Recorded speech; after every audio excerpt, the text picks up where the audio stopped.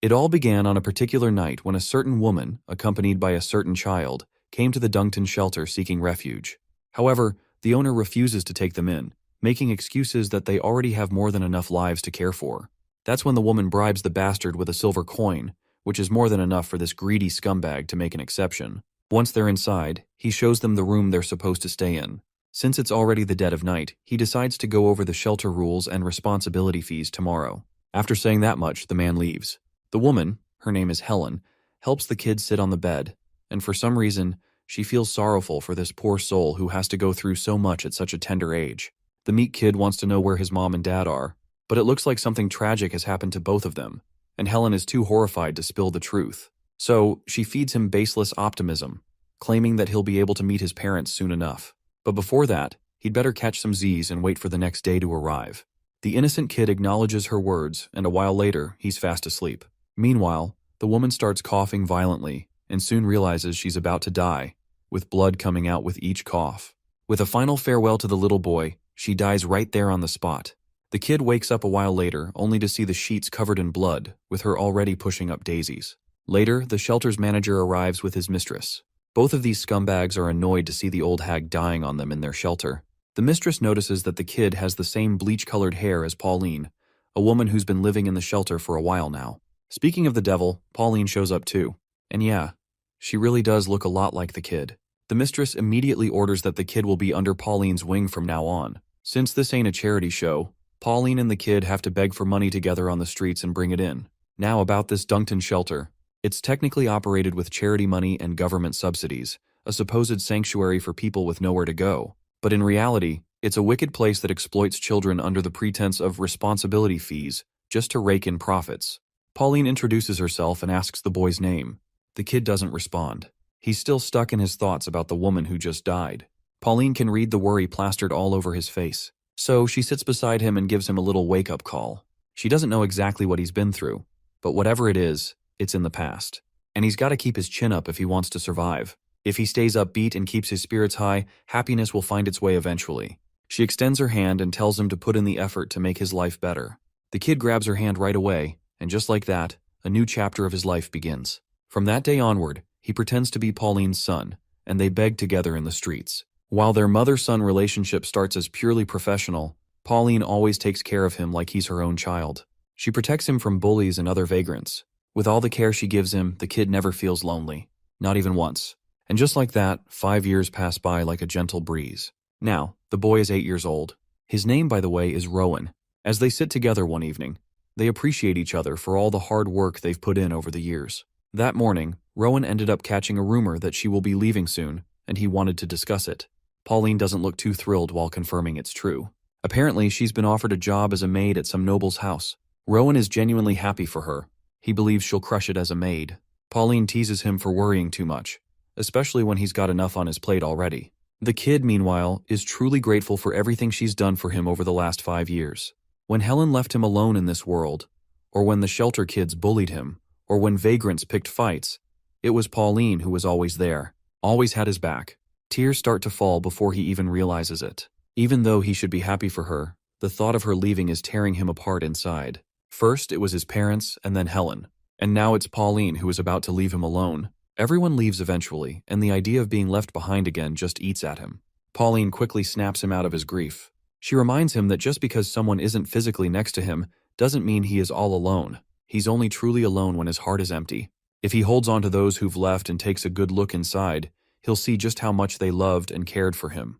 So whenever loneliness creeps in, she says, he just needs to close his eyes and feel his heart, because she'll always be right there by his side. Days fade, the sun goes away, and another night arrives.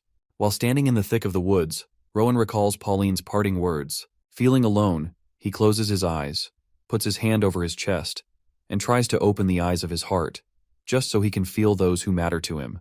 As soon as he does, mana begins to swirl around him. Even with his eyes closed, he can see through everything, as if the entire world is visible to him. Not only the world, but he can also feel his parents, Helen, and Pauline. Every person he cherishes feels closer to his heart. Years fly by since Pauline left the shelter. She hasn't contacted Rowan once all this time, which leads him to believe that she's still busy adjusting to her new life. All he can do right now is pray for her well-being. Meanwhile, he has been begging alone, just like the other kids.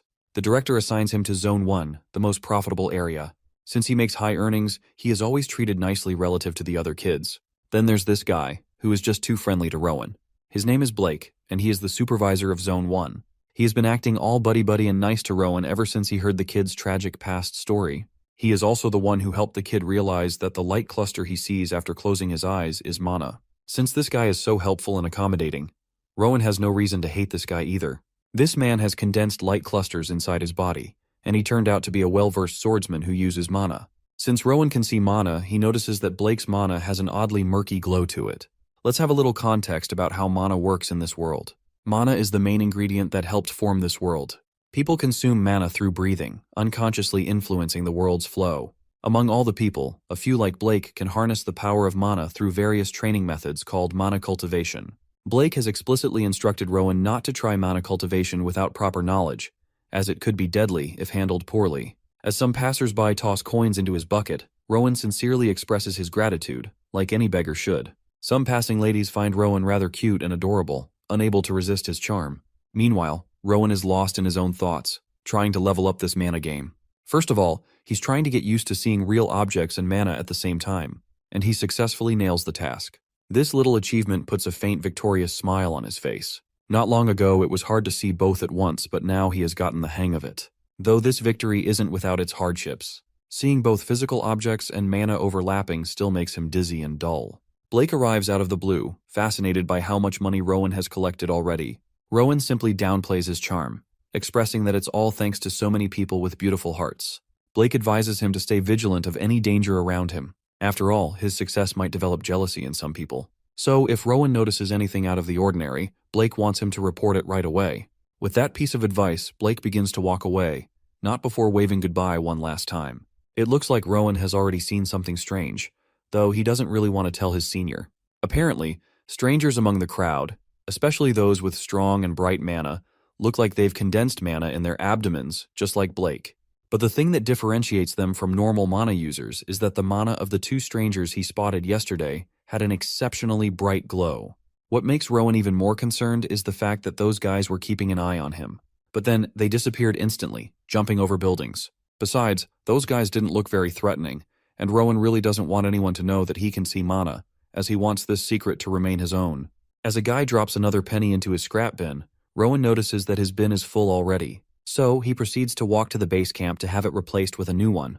But as he walks, he notices some guys lurking in the shadows, and they have that same strong-colored mana within them. Something he's seen before, so he's pretty sure it's the same people from yesterday. Not just one, but multiple guys are continuously following him closely behind. Rowan has no clue what these shady guys are up to. He is particularly feeling scared this time, as it's the first time they are following him this closely. There's one guy behind him and one to the side.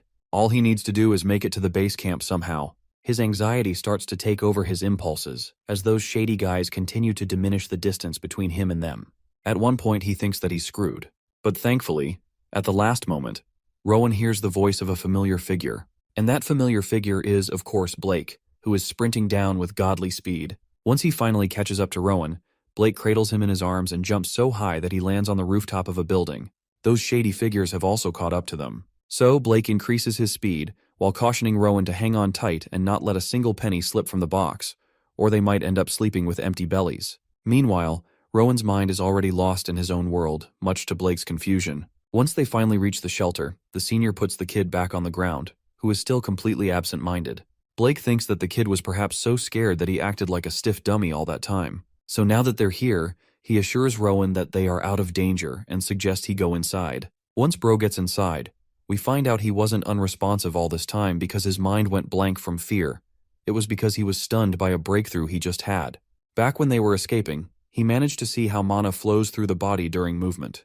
He even noticed how condensed mana ripples when strength is focused in the limbs. Hell, he was able to pinpoint exactly how many bursts and fades it takes to leap off a roof. So now, he decides to give it another shot to confirm the full extent of what he just unlocked. He draws in mana through his breathing, circulates it through his body, and starts condensing it, preparing to release it when needed. Looks like the little guy finally figured out how to use his mana properly. Next up, all that's left is to actually test it out. Meanwhile, the other kids who were stationed at their posts have started showing up, completely clueless about why everyone's suddenly being called back. That's when their senior shows up. He knows everyone's dying to know what's going on, but he tells them not to worry as it's nothing major, so they shouldn't stress about it. Once each zone leader finishes their inspection, everyone will go back to their assignments. He doesn't know how long the inspection will take, so until then, they're told to stay quiet and remain in their rooms. Except for one kid, of course, which is our boy. He's told to pack his things because he's being relocated. Later, the meek boy quietly follows his senior, walking just a few steps behind. At some point, Rowan is asked to stand aside while his senior chats with that big guy over there. Naturally, the kid is curious about what they're talking about, but it's too far for him to hear. So he starts circulating his mana and focuses on his ears. And bam, he can hear them loud and clear, even from way back. Apparently, they're discussing Rowan, who's now being moved into the main building, away from the dormitory wing. Even his senior doesn't know why. Since these are the director's orders, he assumes the director just has a soft spot for the kid. Well, can't blame the director. After all, the kid is pretty damn good looking. And considering what happened in Zone 1, prioritizing his safety makes sense. Those shady guys Rowan ran into earlier might be part of the Union, though we don't know what this Union is, but let's hope to soon find out. The little one realizes they must be talking about the creeps who were tailing him today. That big guy then calls the kid over and gestures for him to follow. Eventually, they traverse the main building and eventually meet a lady named Amy at the front counter. The big guy wants Rowan to greet her, since she'll be in charge of his well-being from now on.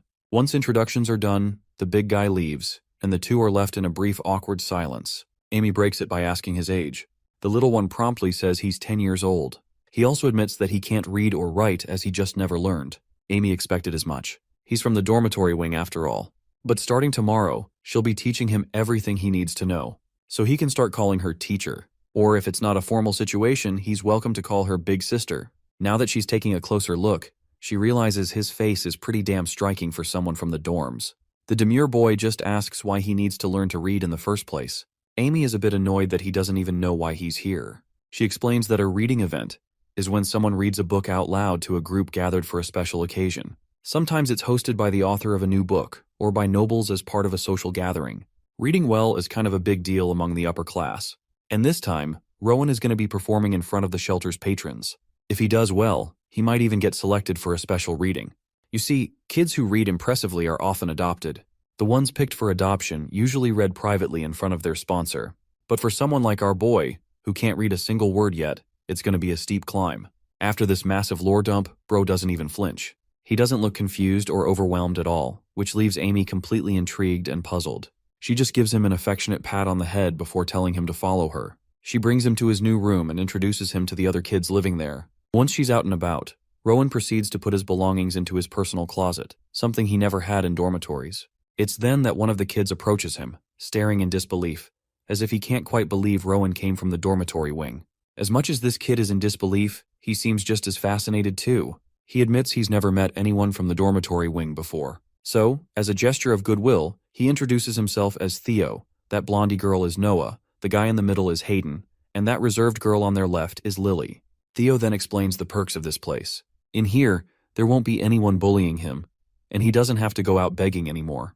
The kids who participate in reading events help out in the library, work in the reception hall, and attend to guests. The kids in this room particularly manage the library itself, organizing books and handling day-to-day operations. Since Rowan is a new addition to their room, they give him a warm welcome and express their gratitude for having him there. As night deepens, Rowan lies down in his bed. He can't stop thinking about books. To him, books contain all the knowledge in the world. Pauline had always believed that books were the best gift for a curious child like Rowan. Just thinking about her swells his heart with gratitude. In Zone 1, Rowan just finished reading a book as part of rehearsal. Amy then instructs him to bring out the books he read today. Once he places the fat stack of books on the table, the woman begins taking notes of the names of every book. Once she's done examining, she notices something striking. Turns out all these books are fairy tales Rowan has been reading so far. So, she wants him to move on to the novels in Zone 2. She doesn't forget to give the kid well-deserved praise for the god's work he's been doing. The kid is glad that he can read the books from Zone 2 now. After all, Zone 2 is where the books adults read are gathered. He's so excited that he wants to read a bit more before heading back to the dorm room. The woman gives him the permission he needed, so he walks straight to Zone 2. Lil Bro is having the time of his life looking at all the books, and no matter which one he picks up, he wants to read it right away. But then, one particular book catches his attention. It's titled The Birth of Grafton Kingdom in the Union.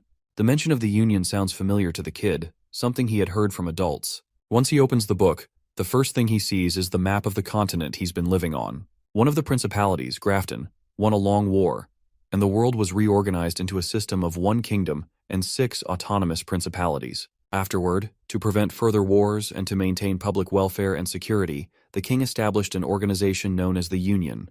This faction has been moving for more than 200 years to maintain peace and order. The members of the Union are supposed to be kind-hearted and good people, but if that's the case, Rowan can't quite understand why someone like Blake would start running away after seeing the members of the Union. The only conclusion is that perhaps the Union discourages begging, and Blake was afraid of getting punished. Then again, Blake gets along pretty well with the local supervisors, so it doesn't add up. There's another possibility. The shelter and the Union might not be on friendly terms with each other, and for some reason, the shelter is keeping the events of that day a secret, the day when he was chased by the Union folks. It must be something truly messed up for the shelter to hide something like this. Just the thought of it is making him feel uneasy. A few days pass like a gentle breeze. Rowan can be seen cleaning the library, using his mana to help lighten the workload. He's still not fluent at moving around while circulating mana, but it's gotten manageable. Back when he begged on the streets, he used to sit still and quietly breathe in mana. But things are different now. He's practiced enough that he can circulate mana while walking, or even while reading a book.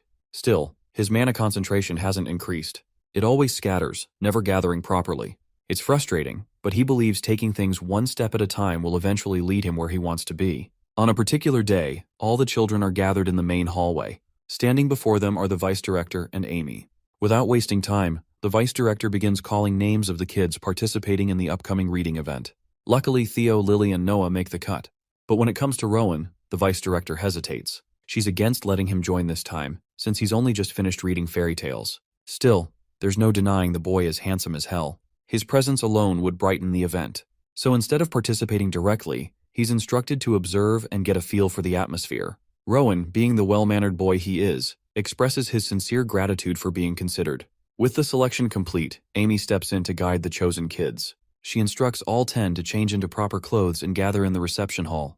Meanwhile, the kids who weren't selected grumble among themselves. It feels unfair that someone like Rowan got chosen when he only just finished reading fairy tales. Later, Rowan appears in his new attire, looking adorable, refined, and undeniably charming. Theo compliments him, and Rowan returns the gesture with a compliment. Amy then guides him to his assigned seat for the event. Once everyone settles into their seats, a knock on the door signals the arrival of the guests. Soon enough, all the important figures begin making their way inside. One of the women just happens to be someone who had seen Rowan on the streets before, begging for money. Yeah, I remember her too. Back then, she was totally smitten seeing such a handsome little fella. Even Rowan seems to remember her, and he promptly expresses his gratitude for the kind gesture she showed by giving him some money that day. The lady's name is Caroline, and she seems to have become Rowan's unconditional fan.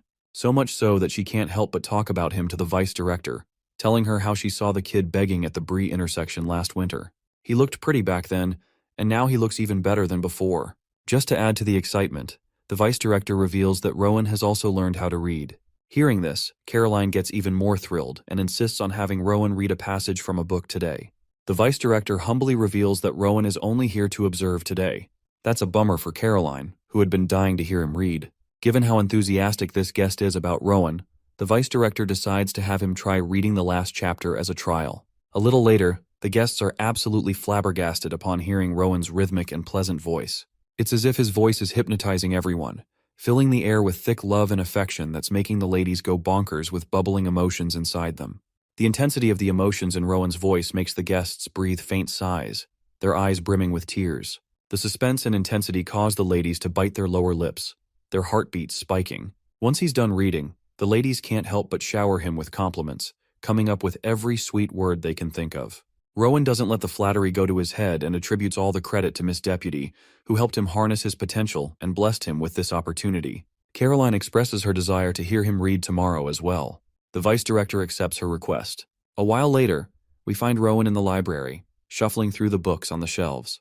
This time, he's gathering books that can help him harness his mana and synergize it with his body's movements efficiently. As he picks up a fine book, Blake creeps up on him and notices that the book Rowan is holding is about the pleasures of life, particularly sex. Rowan turns around, pretending to be scared by Blake's sudden appearance. But in reality, he already knew who was coming from behind. It seems that Blake is here to give Rowan props for performing exceptionally well at the reading event today. He is feeling a bit disappointed that he missed hearing his junior read in person, so he came to the library hoping to listen to him here. Rowan doesn't blame his senior for skipping the reading event, understanding that Blake has a lot of responsibilities on his shoulders. To catch up, Rowan wonders if his senior has any new updates to share. Blake then reveals something about the guys from the Union who were chasing him before.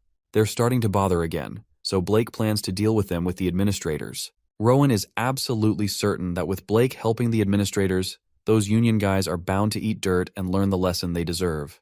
Hearing these encouraging words makes the senior even more confident. As much as he wants to join tomorrow's reading event, he fears he'll have to skip it too. While Blake seems like a brave person about to go up against those Union guys, this also makes him the real villain. After all, the Union only exists to maintain peace and tranquility. But since Blake is so kind to Rowan, he's a good person in our boy's eyes. Continuing the conversation, Rowan assures his senior that he'll hopefully get another chance to hear him read. After all, he'll be reading aloud often in the future. Rowan is more concerned about his well-being, wishing him the best of luck in dealing with those Union guys. Blake also wishes the little one good luck for the future ahead. He then points to the book Rowan is holding and insists he read it once he's free from the reading sessions. With that, the senior heads off to work, leaving Rowan to contemplate the situation between Blake and the Union. He's curious to see what it looks like when two people who've mastered mana control face off against each other. Most importantly, he wants to figure out where he stands in terms of strength, and if he can even compare to his senior's level. He begins condensing and flowing mana within his body, and unintentionally, he rips the book he was holding into two pieces due to the mana amplifying the strength in his hands. Knocking the door, the boy is told to come inside. Rowan doesn't know why the deputy lady called for him. She tries to put together her words. Turns out, Bro has become the favorite reader among all the noble women. They only want to hear his voice, and don't even care if he's reading solo. Those hollering women ended up giving the poor deputy a headache, so she tried to fill up their impossible demands. And well, now she's devastated to ask the boy if he's up for something like this. Rowan doesn't have any problems, so he's willing to try for the deputy's sake. In the next scene, the deputy officially announces the special reader for the day, but to everyone's shock, Theo's name is called instead of Rowan. This makes the boy stutter because he can't believe that he was chosen. The deputy congratulates him alongside the boy's peers. Even Theo reflects that it should have been Rowan. The blue-haired boy expresses that Rowan's reading ability is so elegant and good that he's bound to end up in someplace great. As for the special reader, Theo departs to his next destination. Seeing him fade away into the distance, even Rowan is a bit sad that the boy had to leave. However, the feeling of loss only lasted for a short while, because right afterwards, Rowan continued his reading and impressed the noble women with his poetic voice. He had no time to weep or reminisce about the loss as he was busy carrying out his role as the reader. Since the kid is tasked with a heavy schedule, the deputy reminded him that he'll have to attend both the morning and the afternoon session for the day, which means he'll be doing a double shift from now on. Even the deputy is sorry for putting so much pressure on him, but it's just that he's high in demand. Instead of treating it as a burden, Rowan takes it as an opportunity and finds it grateful that people enjoy his reading. At the same time, little bro confesses that he's always left stunted by the emotional toll after a reading session, so he wants a break period after each session to calm down his thoughts. Of course, not even the deputy can refuse the sincere boy's demands, but she reminds him not to venture beyond the backyard. Rowan is okay with that, and he's happy enough to be getting this much. Staring at the garden, the boy finds himself in solitude. Here he can practice mana circulation again. Concentrating his mana on specific positions like muscles, joints, and bones, Rowan is experimenting according to the book's guidance. Following that concentration, he can channel it throughout his body. The one thing that determines the success of the process is sheer willpower. Because mana requires more than just thought to move one's body, it also requires a desire and a call to action. Rowan's body is illuminated with the mana coursing throughout. By the end of the process, he finds himself in a normal state. The only problematic aspect is the mana concentration though, and he can't tell if it has something to do with his body or his skill. But for now, the boy doesn't want to rush the process, believing it's more important to efficiently discard any weaknesses so that he doesn't end up like other people. Back when Blake took the boy to the shelter, he couldn't even walk on his own. Rowan suspected that the people of the Union probably got tired of chasing down after him, which is both a relief and an observation. The observation is the fact that even the people who used mana could end up weakened and exhausted. Rowan wants to crack the code of the stored mana usage and amuses the possibility of using external mana as his own. After all, he's already tested the application of his theory by infusing his voice with mana and sending it as an output.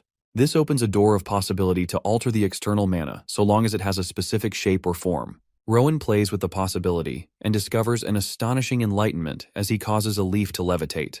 In the next scene, the special reader is once again selected, And it's Lily this time. Of course, like Theo, she's given an applause and told to be safe.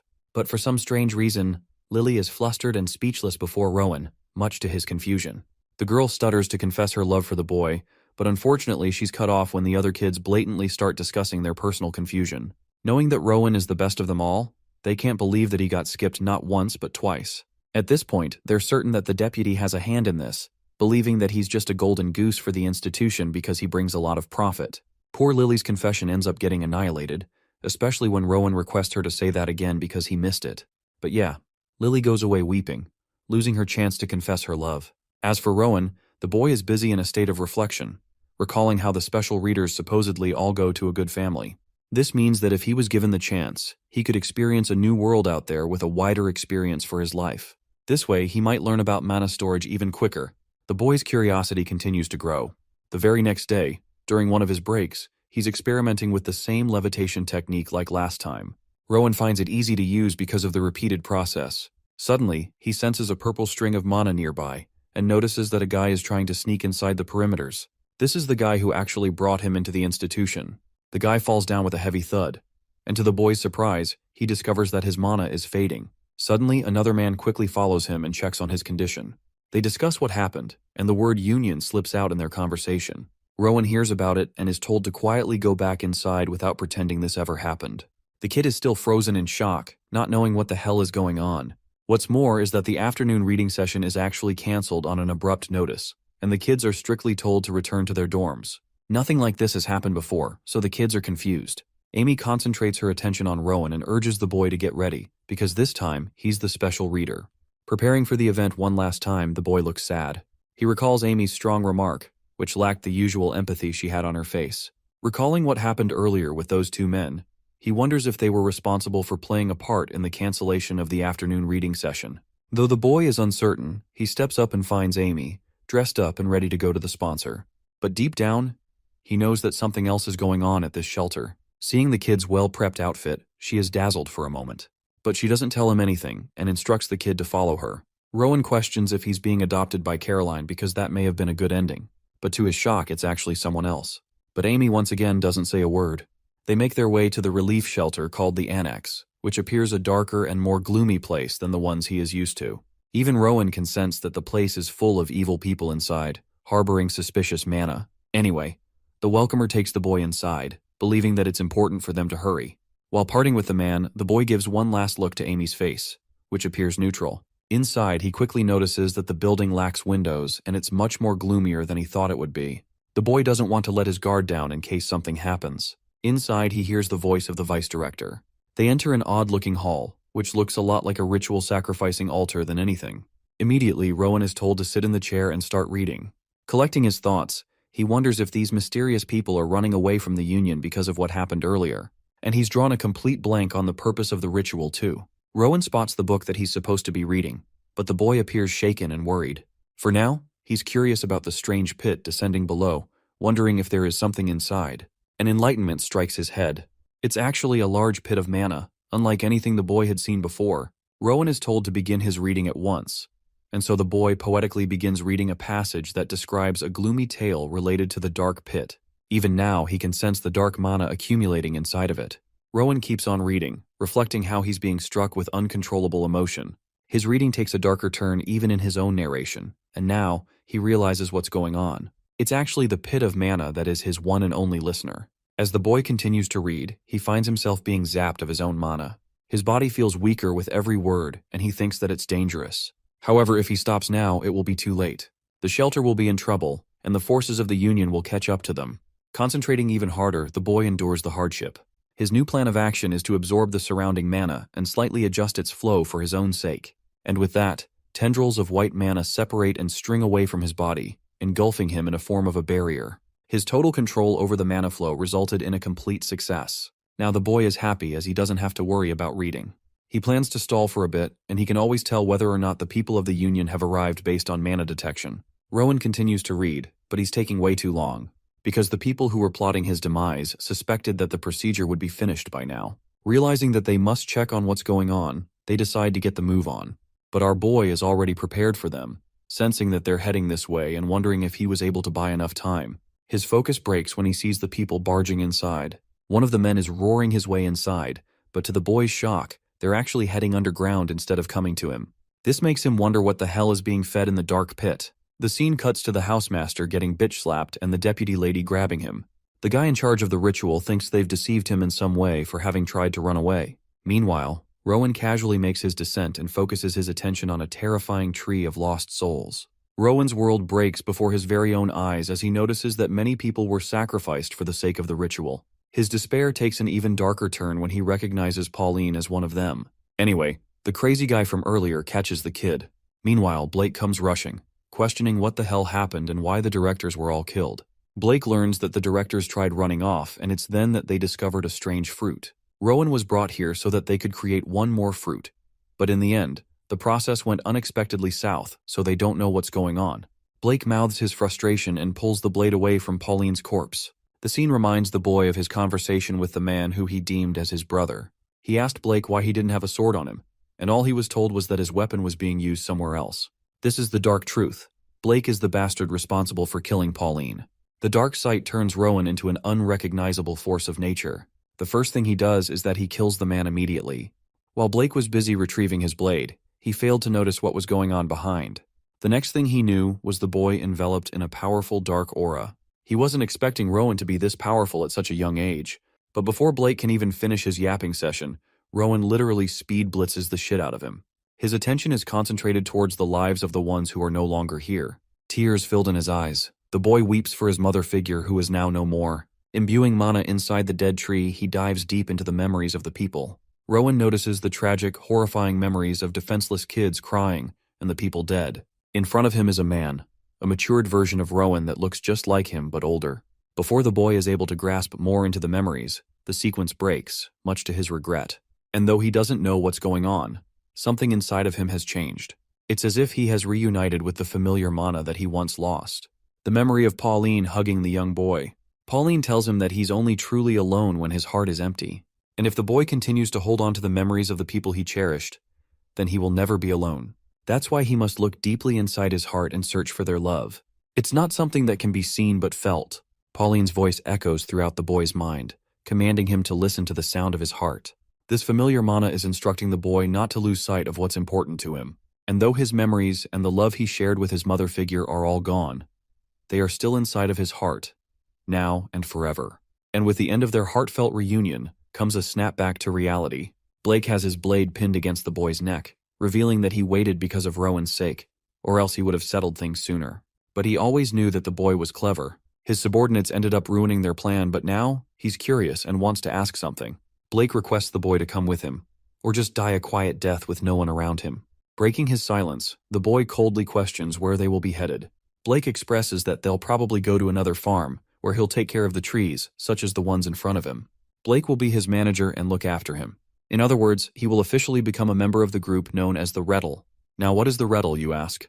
It's actually the group of their cult leader who has intentions to change the course of their world with dark magic. Blake is merely a servant to his leader, which begs a bone-chilling question from Rowan and his lifeless eyes. He wants to know if Blake is the one responsible for the creation of the tree. To that, the swordsman expresses that he doesn't quite have that kind of power, so it's not really the case. All he does is observe the creations of the high priests that can make such a thing. Anyway, Blake doesn't have time to chat and wants to know the boy's answer, questioning his decision. Rowan declares his stance maturely, rejecting the offer. In that case, Blake is dissatisfied and literally pulls his blade against the young boy. This bastard is the same guy who treated him as his little brother, so I was at least expecting some hesitation. But no, he really went for his head. Luckily, Rowan stopped the blade, much to the scumbag's shock.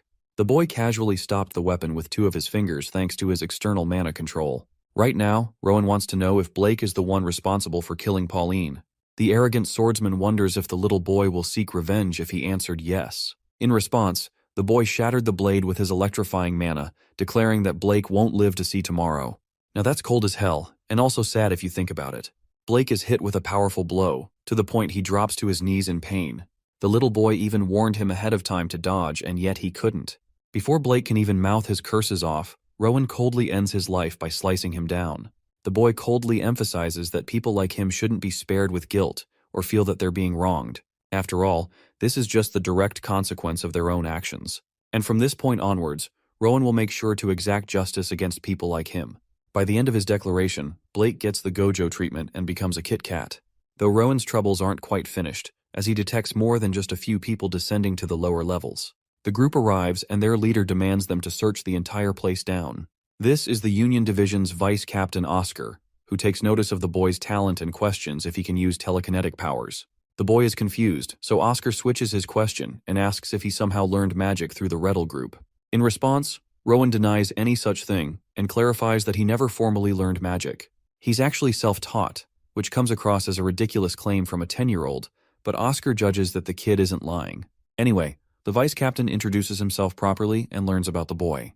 Rowan impresses the vice captain with his sharp observation, stating his knowledge of the Faith Division, which is known for handling reconnaissance missions and specializing in swordsmanship. He even points out that Oscar is an S rank based on his badge. The vice captain is truly stupefied by the boy's cunning and cautious observation skills. He thinks it's a good time to chat outside and tells Rowan to retrieve the sword as well. Channeling the use of his power, Rowan displays his telekinetic abilities, shocking the likes of the vice captain who can't believe that the 10-year-old is so sharp at a young age. One of his subordinates quickly informs Oscar about the tree's origin. They suspect that it was created less than 2 years back, and the spell binding it appears to be Udon. But even so, Oscar thinks that any high priest would have left traces of their mana if they undid the spell. Unless it was Father Scion, of course. As for Rowan, he's still lost in thought, staring at the poor little children. The ones that were called the special readers were being used as nothing more than sacrifices. Theo and Lily both left, and Rowan feels immense guilt for not treating them with more kindness. He then asks Oscar if he's seen many trees such as this one in their missions, which also means the Union Faith Division will probably investigate more farms to dismantle the Rettel group. Though Oscar answers the boy accordingly, he makes a striking observation about Rowan. Normally, you would expect a child at his age to be overwhelmed with sadness, but no. This kid is different. He appears determined. A clear resolve and a noticeable anger rests inside of him. Rowan requests to be taken in with the Faith Division, while Oscar gathers his thoughts, believing that the kid is clearly affected by the shock of his traumatic experience.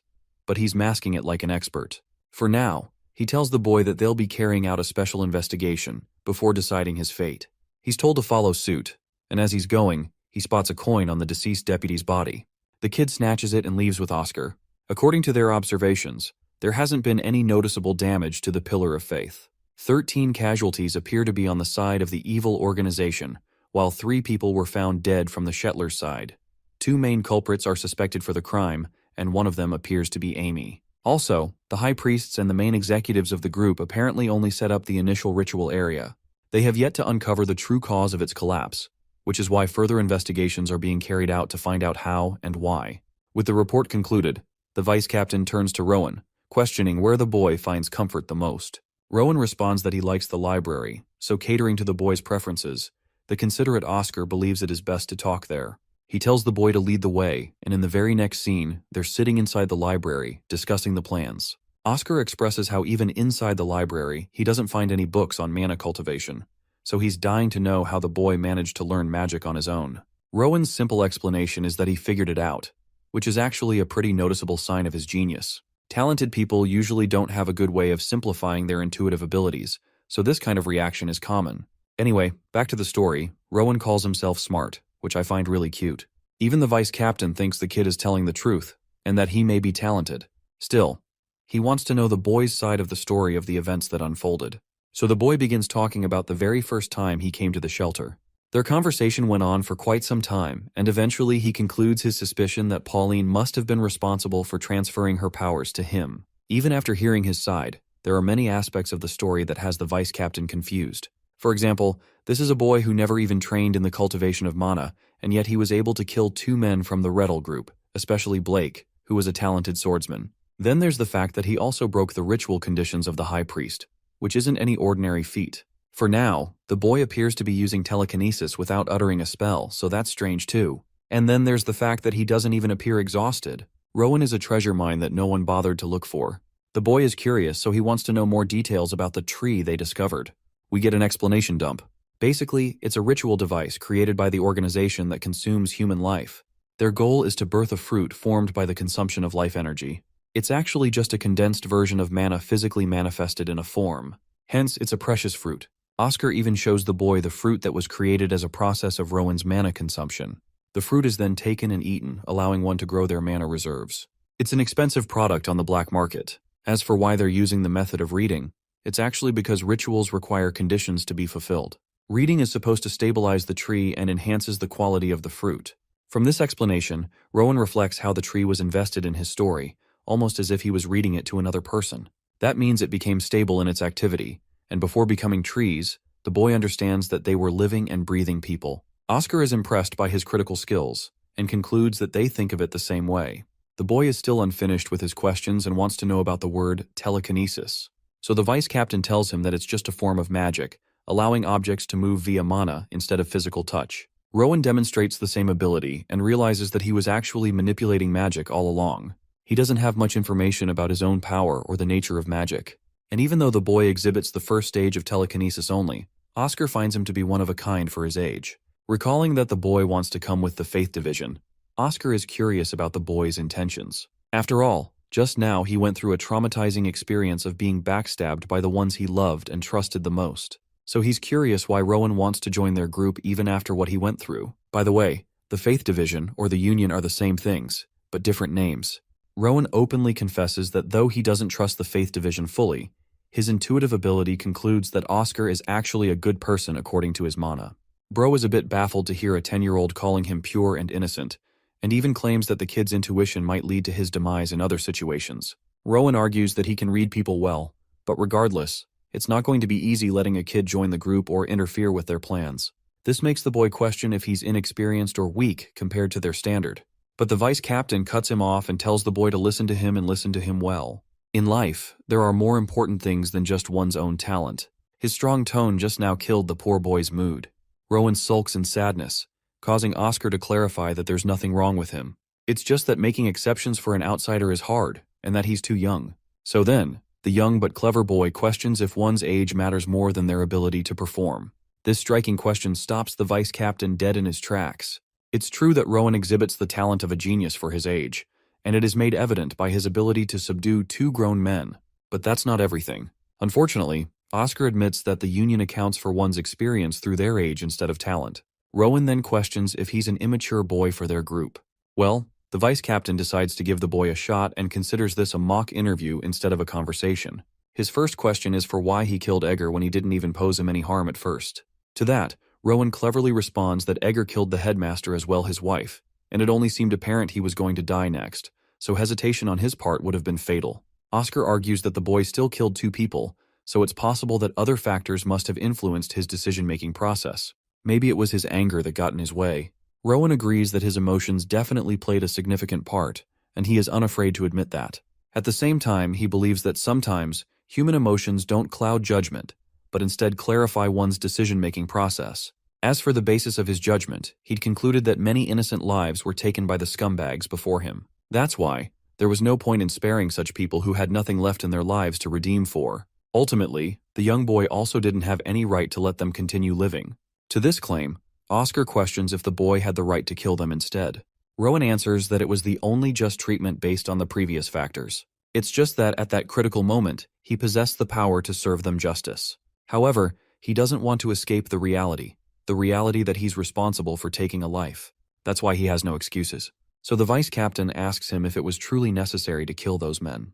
To his shock, Rowan admits that at the end of the day, some people are tasked with the role of execution, and with his bone-chilling glare, he also concludes that the Union existed for that reason as well. In that brief moment, the vice captain saw something in him.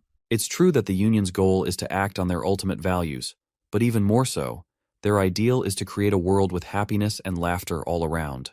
A world that is safe from harm, stable and peaceful as it can ever be for the generations to come. Though this kind of ideal will never be realized fully, it's still the impossible standard that the organization tries to achieve. That is the true purpose of the Union.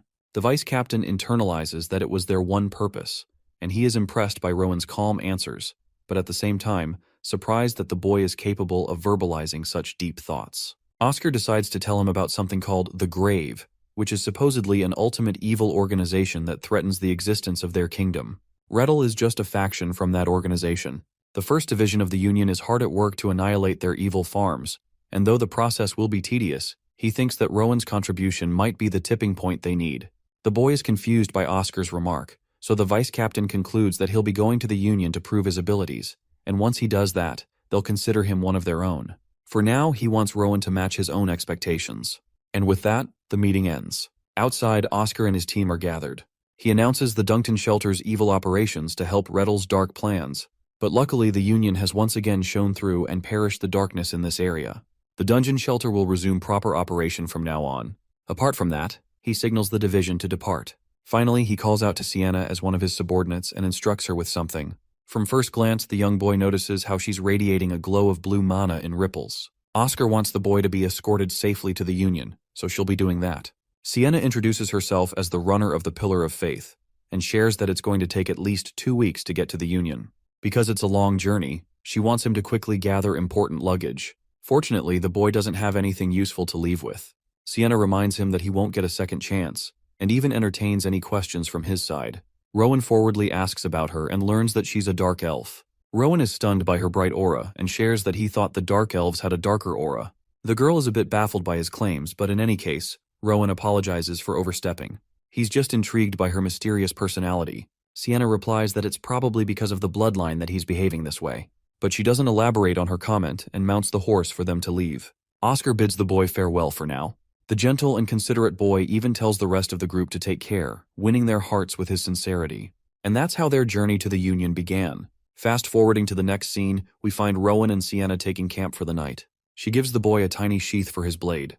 The boy had been curious for a while about what she was busy doing, and it turns out she was preparing him a little gift. Rowan is really happy and addresses her formally, which she doesn't like. At the same time, calling her big sister also doesn't seem natural.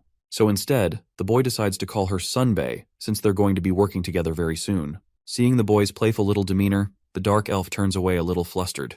Anyway, he plays around with his telekinetic ability by swirling the broken blade in the air. Sienna takes notice of his talents while the boy recalls how the vice captain called his powers as telekinetic magic. She agrees with that definition, but it's more so that it serves as the closest definition to the boy's magic. Confused, Rowan questions what defines his power best. In response, she tells him that it's hard to say because his magic seems to be unique. His power is somewhat capable of directly controlling mana without the usage of any incantation or a spell.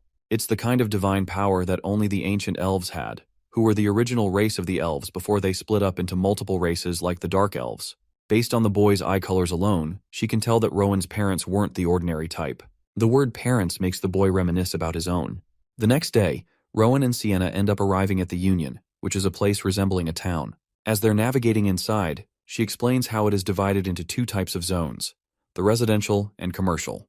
However, one thing is for certain, every race gathers here to stock resources. It is the most dependable and most powerful place on the entire continent, not just because of the structure itself, but because the world's strongest people gather here. It's the reason why the Union is considered the sword and book of the continent, as warriors and mages all gather together to protect the citizens from evil organizations like the Grave.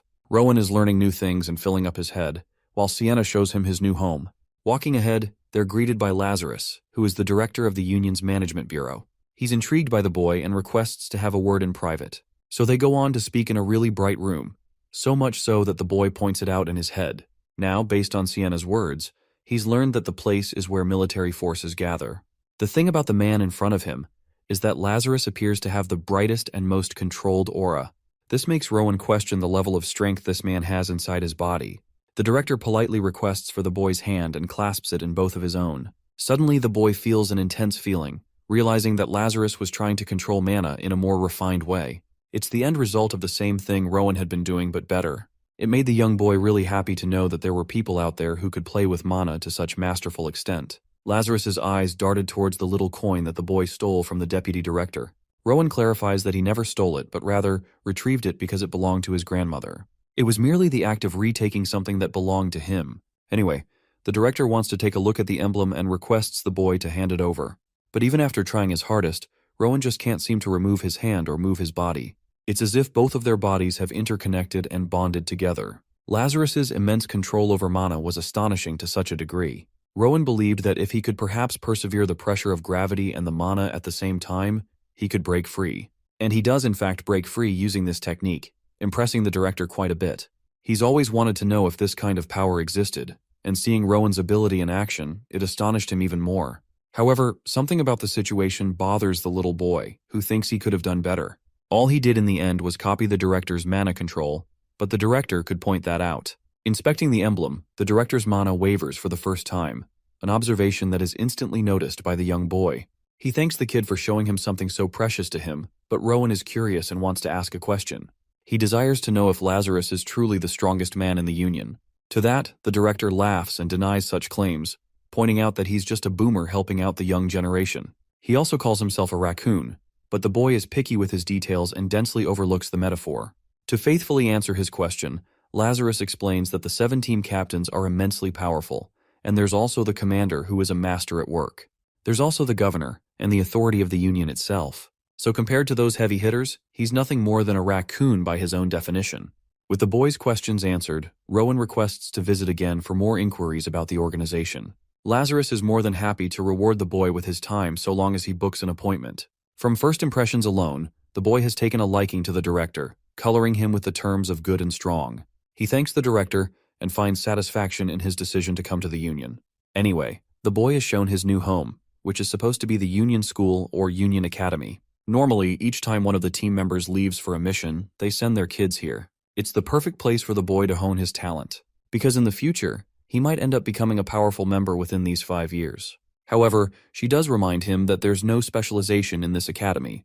It's a blend of all talents like swordsmanship and magic as well as martial arts. They're responsible for honing the students' talents with basic theory and core fundamentals mostly.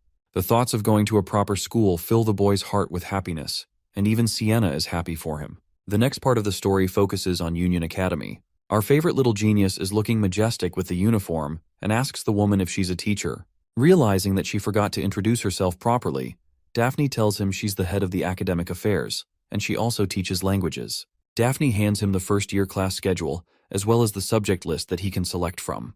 The subjects ranged from a variety of different aspects of mana, swordsmanship, and even stuff like astronomy. All of it looked so interesting to him that he checked all the boxes. When Daphne received the list, she was shocked.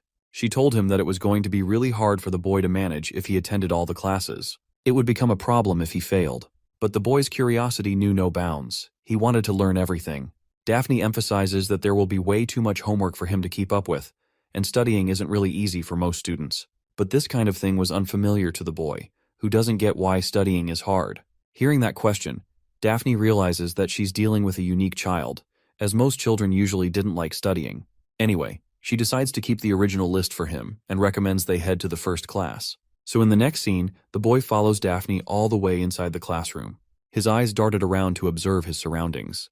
It's no different than what he thought. The kids here have way more dense mana than he does. This means that it's his body that's the main issue, just like he initially theorized. Anyway, Daphne introduces everyone to a late admission. Rowan is given the spotlight to introduce himself, and recalling his experience during the reading sessions, he finds the feeling familiar.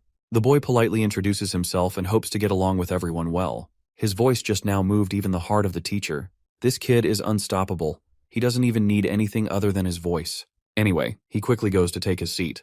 Daphne initiates the class and explains they'll be learning from page 24. First up is Rowan to read for them, since he learned it at the orphanage. The teacher is delighted for him to read. But when he opens the book, he remembers that it's actually the same one that Amy tested him back at the shelter. Rowan beautifully speaks with an elegant tone, impressing his classmates with his distinct voice. For a moment, he found himself a bit peeved to associate the book with the girl who betrayed him. Amy turned out to be part of the Rettle group after all. Still, he wants to give her another chance and hear an explanation from Amy's side, because he still doesn't know what she truly felt towards him. Even at such a young age, the boy reflects that people are much more complex to understand than textbooks. By the end of his passage reading, his entire class roared in his praise. Even the teacher is head over heels for the boy and applauds for the enrollment of a talented student. By the end of that class, Rowan finds himself his new fans, who share that Daphne isn't the type to get easily impressed by any student.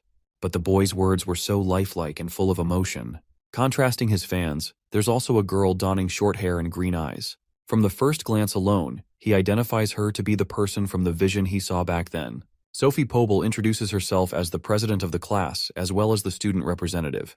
They shake hands and Sophie inquires what elective class the boy chose. For that, he tells her about his interest in swordsmanship. But she points out that he's only got a little dagger on him, so maybe he's also striving to become a union member.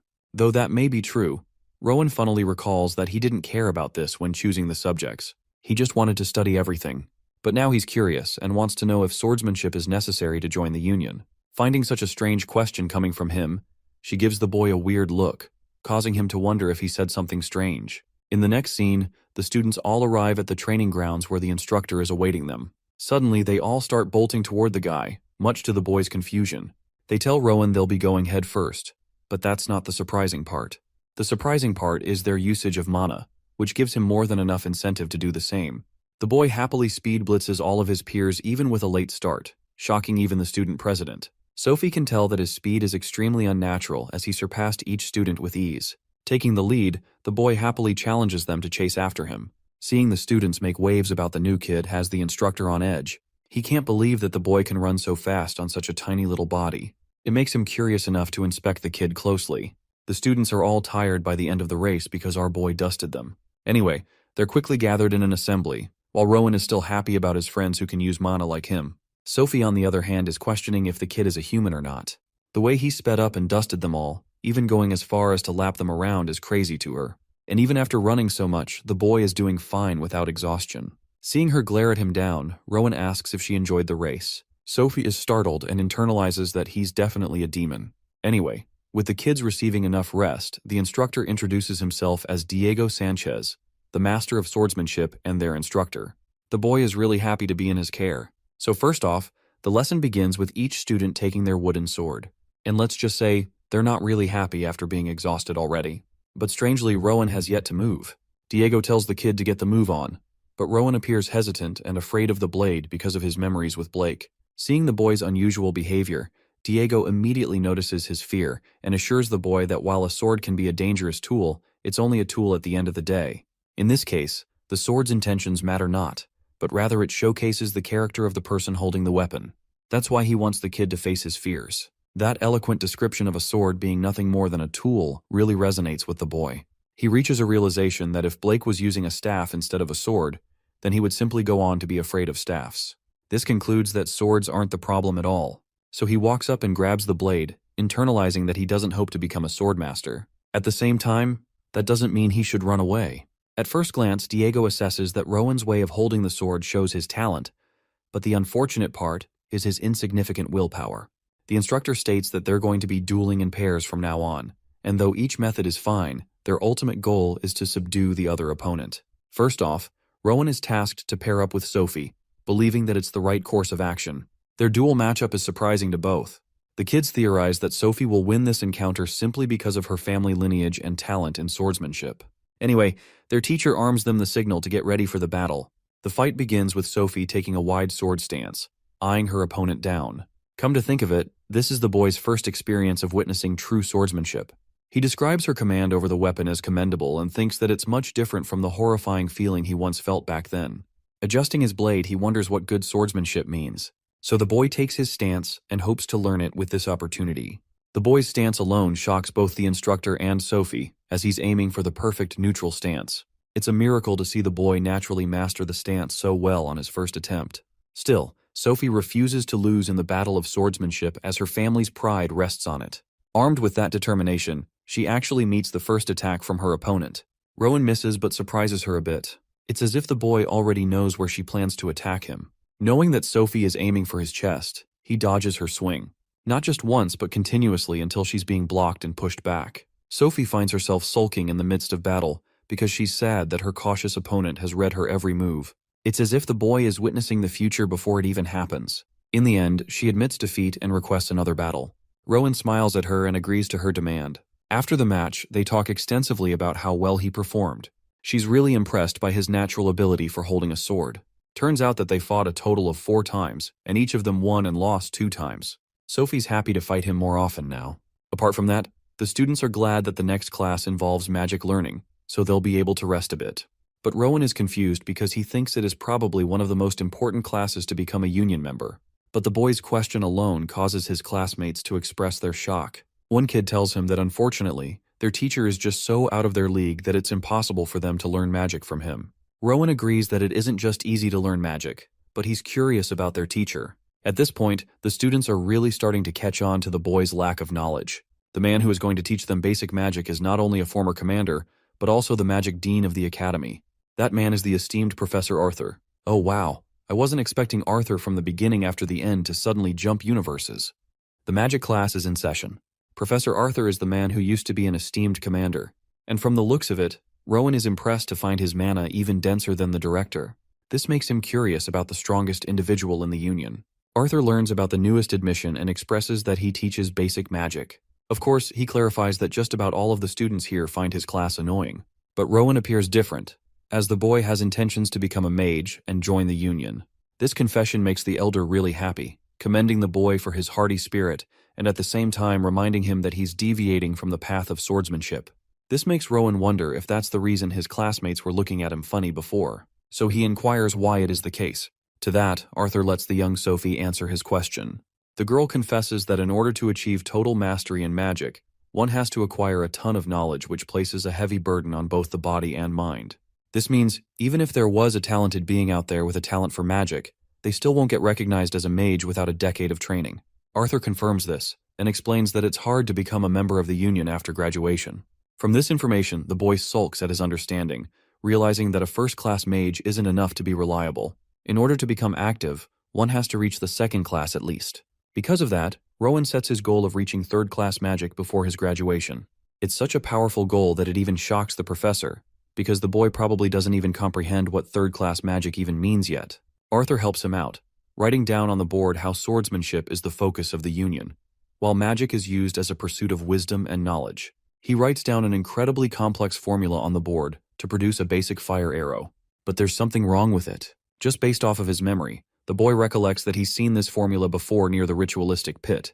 Arthur finds it understandable that the students don't get the issue with the formula. Though it looks complex, the fire arrow is deemed as an easy and basic spell. The advanced spells, on the other hand, are way harder to reproduce. Professor Arthur demonstrates the beautiful recreation of the fire arrow, but the boy catches the small detail that the arrow is a bit unstable, as if it's about to disappear any second.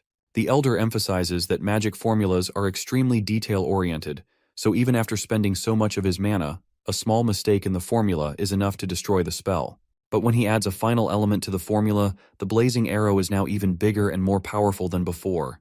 The mere sight of it impresses the students. Arthur explains that mages are supposed to memorize formulas like these and make sure they're always correct. It requires a godly level of patience to adjust a spell, like turning the fire arrow into a ball, which consumes more mana and causes additional strain on the mind and the body. Apart from that, magic has its own limitations more than swordsmanship. Sophie shares that it's actually due to the fact that channeling mana into a weapon is easier and efficient compared to handling a spell. The instructor also adds that the consumption of mana is typically more straining, and hence its power relies on the mage's reserve system. Rowan now understands magic a lot better, understanding that every mage scales his strength according to their mana pool. And if that is the case, then the boy's low mana concentration will become a hindrance for his magic production. Still, he thinks that by thoroughly studying the workings of magic, he can perhaps solve his problems. But for now, it's uncertain. Arthur asks a fun question for the boy, wanting to know what is required to cast a specific spell. Rowan correctly answers that a formula is required, and while that may be true, formulas would be teasingly difficult for mages to recall in combat. That's why the system of formulas was redeveloped into the form of magic circles, which perfectly embody the principle of the formula. Rowan realizes that the tattoos he saw on the director's arm was actually a magic circle. He learns that some magicians like to engrave it on their bodies to get used to magic faster. It acts like a symbol, and if the formula is the equation, then the magic circle is its representation. Following this conclusion, the boy then inquires if the chanting is the actual conversion of the formula. Alarmed by the boy's observation, the teacher wonders what led to his conclusion.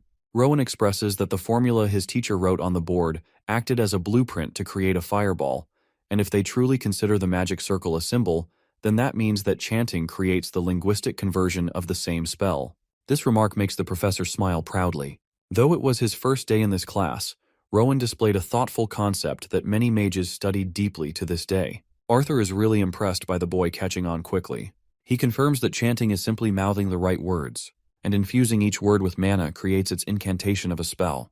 To demonstrate his point, the professor unleashes a fireball spell based on his incantation this time. He also points out that elements like one's speed and tonality affect the spell too, even their emotional state. It was no different than a recitation or a reading. And yet, no recitation in Rowan's life ever captivated him such as this. The professor thinks he might have intimidated the boy by describing the complex details of magic, so he wonders if Rowan is still interested in achieving his grandiose goal. To his surprise, Rowan is even more intrigued than before.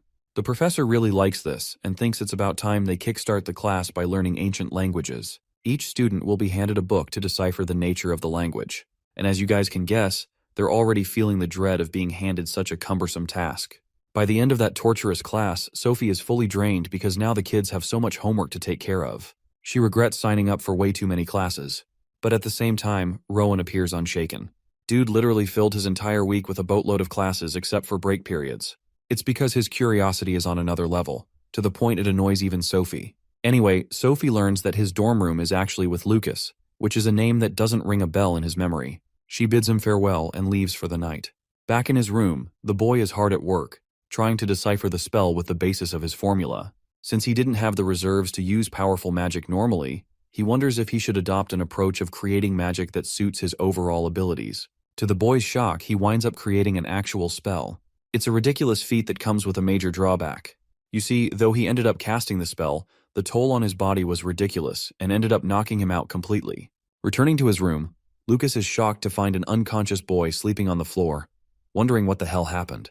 In his unconscious slumber, the boy hears a familiar voice, the voice of Lady Sienna, who thinks that she must have tasked the boy with more than what he could handle for his age. The same goes for his other teachers who thought the boy would be extraordinary and ended up burdening him with far too much. At last, the boy's eyes open to find Lucas, who is really happy to see him doing okay. Lucas is a sweetheart who cares about Rowan and thought something really bad happened to him. He introduces himself as Lucas von Passau, who is his roommate. The dude is just happy to see him awake after he passed out. Rowan is surprised to learn about his own unconscious state, but it's nothing serious apparently. Anyway, Rowan doesn't get why Lucas was shitting bricks after him. Turns out that he has been exclusively tasked to take care of the child through his father. Here's the interesting plot reveal. Lucas's father is actually the Vice Captain Oscar, and he's really hoping that Rowan sings praises of him in front of his father. Based on the guy's mana alone, Rowan trusts him with his word. Also, it's easy to mistake Lucas as someone much older or an upperclassman because of his stature. But in reality, he's just Rowan's classmate and 2 years older than him. It's not that he was a late admission, but more so that he failed twice to meet the qualifications of attendance. Bro sounds like an expert flunker. To top it off, he's also not the studying type. But that is for later. He's really curious if the boy ended up passing out because of magic, evidenced by the chaotic room. It's true that Rowan indeed aimed to cast a fireball, but what happened afterwards is just a blur to him. Also, his roommate over here is actually pretty good at swordsmanship, and regrets that the boy isn't focused on honing his sword talent instead. Lucas is simply following the footsteps of his father. Also, Rowan here makes an intriguing observation. Though the guy was 2 years older than him, he also possessed a more powerful and denser mana compared to other students. His stature is pretty impressive too based on his physique, so in a way, Lucas admires him for the effort he put in. Rowan is a bit sad that he is falling behind. The kid wants to go to the school even after he just passed out. Lucas somehow manages to convince him to skip the class and catch some fresh air outside for today, and to eat something good. In the end, Rowan agrees to the idea, and also funnily admits that this is the exact reason this clown ended up failing twice in a row. Bro probably steps on a Lego and considers that a reason to flunk. Then again, that one is a critical injury. Fast forwarding to their flunking session, Lucas wants the kid to eat a shit ton of food to gather his energy. Strangely though, Rowan detects a bit of mana coming from nearby. He insists on checking the place out. The redhead thinks it's fine, so they go on to explore the magic shop. Inside, the first observation the boy makes is that most of the items here are imbued with mana. Meanwhile, the son of the vice captain is busy sneezing his ass off. Also, Rowan faces a sudden realization. Bro is literally broke as shit and doesn't have anything to spend. He sulks, being unable to keep at least a bit of money from the shelter. But not to worry, because Lucas offers him a chance to spoil the kid, promising to buy him anything he needs as an extension of his father's request. Now that's what I call a real homie. We all need a Lucas in our life. But Rowan is hilariously one hell of a cheapskate because Bro asks for everything inside the magic shop. Lucas shows him a bunch of coins which clearly aren't enough to buy a lot of things, but at least they'll get something. Anyway, the boy begins to explore the shop, searching for something relatively within his roommate's budget. An object steals his attention, mostly because of its sharp and murky mana. It's an egg with a strange magic circle on it, but luckily the price is pretty low. The shop owner comes around and expresses that he's holding the Stone of Gaiatia, which is mostly just a nice decoration to have at one's home. Everyone believes that the egg is unhatchable and therefore useless beyond a showpiece. Rowan wants to know what is inside, but that's something not even the shop owner knows for sure. According to the lore, the Stone of Gaia is supposed to act as a cage for an unknown creature inside. The shop owner only acquired the item because he thought it was useful, but in the end, nobody really cared about it since it never hatched. The Stone of Gaia is just one of many magical items, and so the boy is curious if something will really happen if the seal is undone. The shop owner tells him to remain humble with his expectations because it's a long shot requiring a unique spell. But Rowan is pretty intrigued. From the looks of it, he knows that the magic circle is expert level, and it's at least a dozen times more difficult to use than a fireball. Turning his attention to his friend, Rowan asks for Lucas's opinion. The musclehead thinks it's way better than a boring book, and thinks it can also be used to crack someone's skull open, which is funny. Anyway, Rowan settles on purchasing the stone and happily leaves the shop with his magical item. It's already evening, but Lucas wants their day to end on a banger. He suggests going to the coolest place in the entire Union. Lo and behold, the majestic clock tower that leaves our boy speechless for words. This clock tower is the main headquarters of the governor and the commander.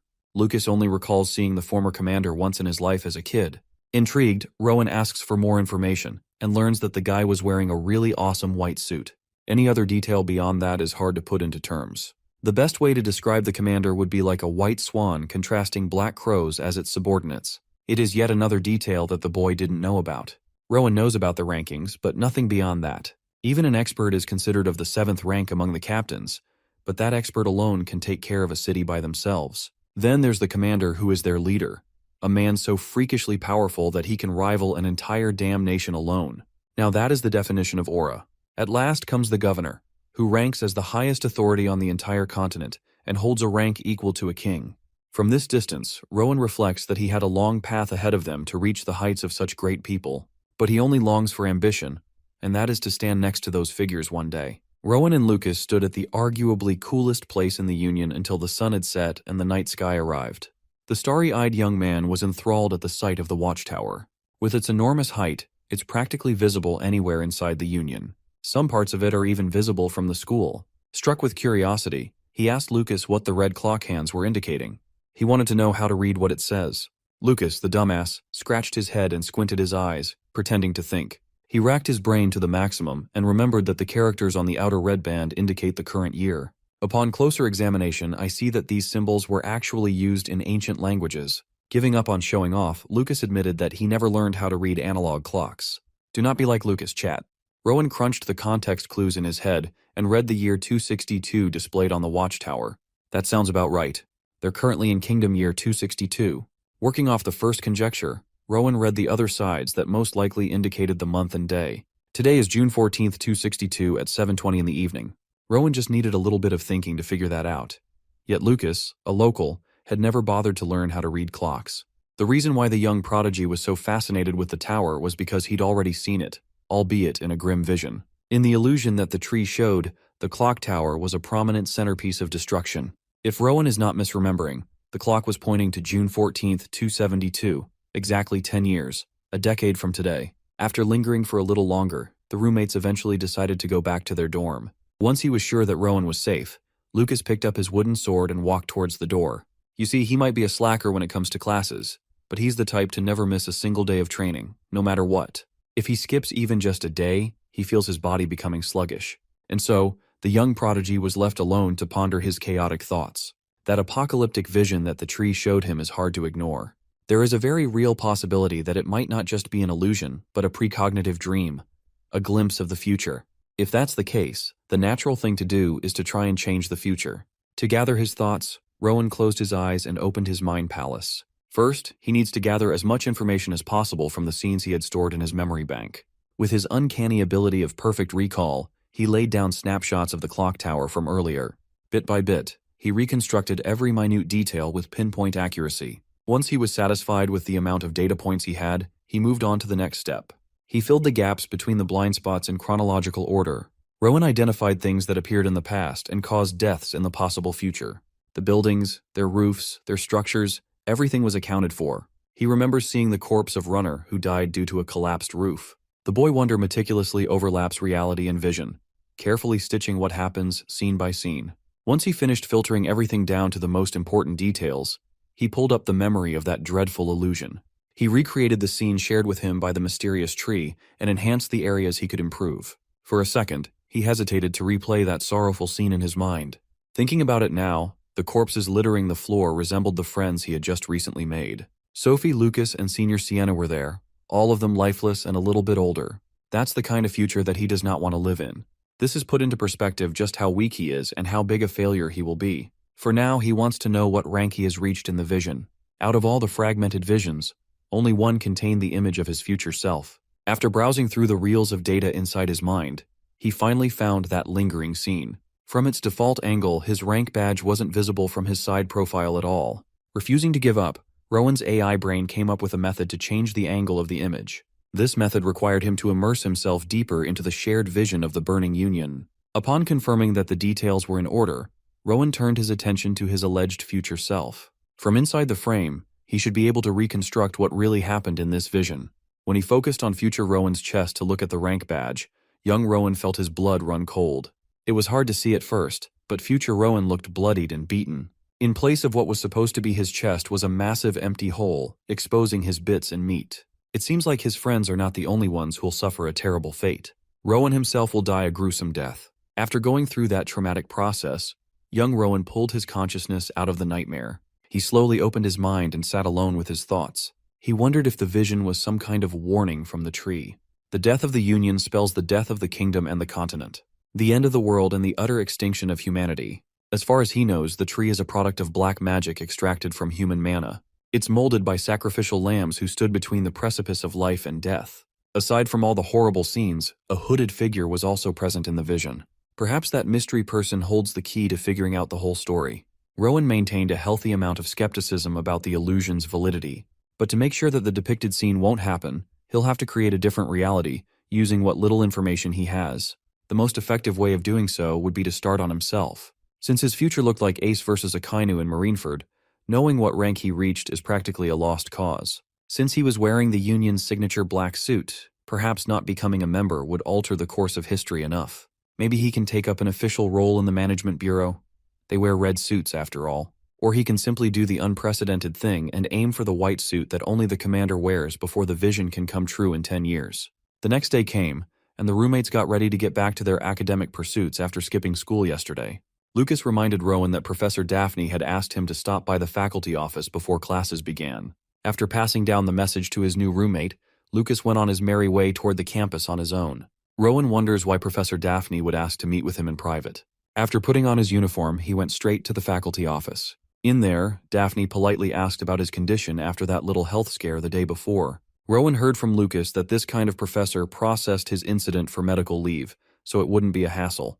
Professor Daphne was simply concerned that the kid had taken too many elective classes and was already drowning from the workload. She asked him to reconsider some adjustments, but he was steadfast in attending every single class possible. In fact, he's excited to attend classes that he hasn't been to yet. Professor Daphne felt partially responsible for Rowan's collapse, but the ball of sunshine assured her that such an incident would never happen again. One last time, she reminded him to reach out if he ever needed help, and Rowan gave his most sincere thanks. After the meeting, the young man headed for his first period.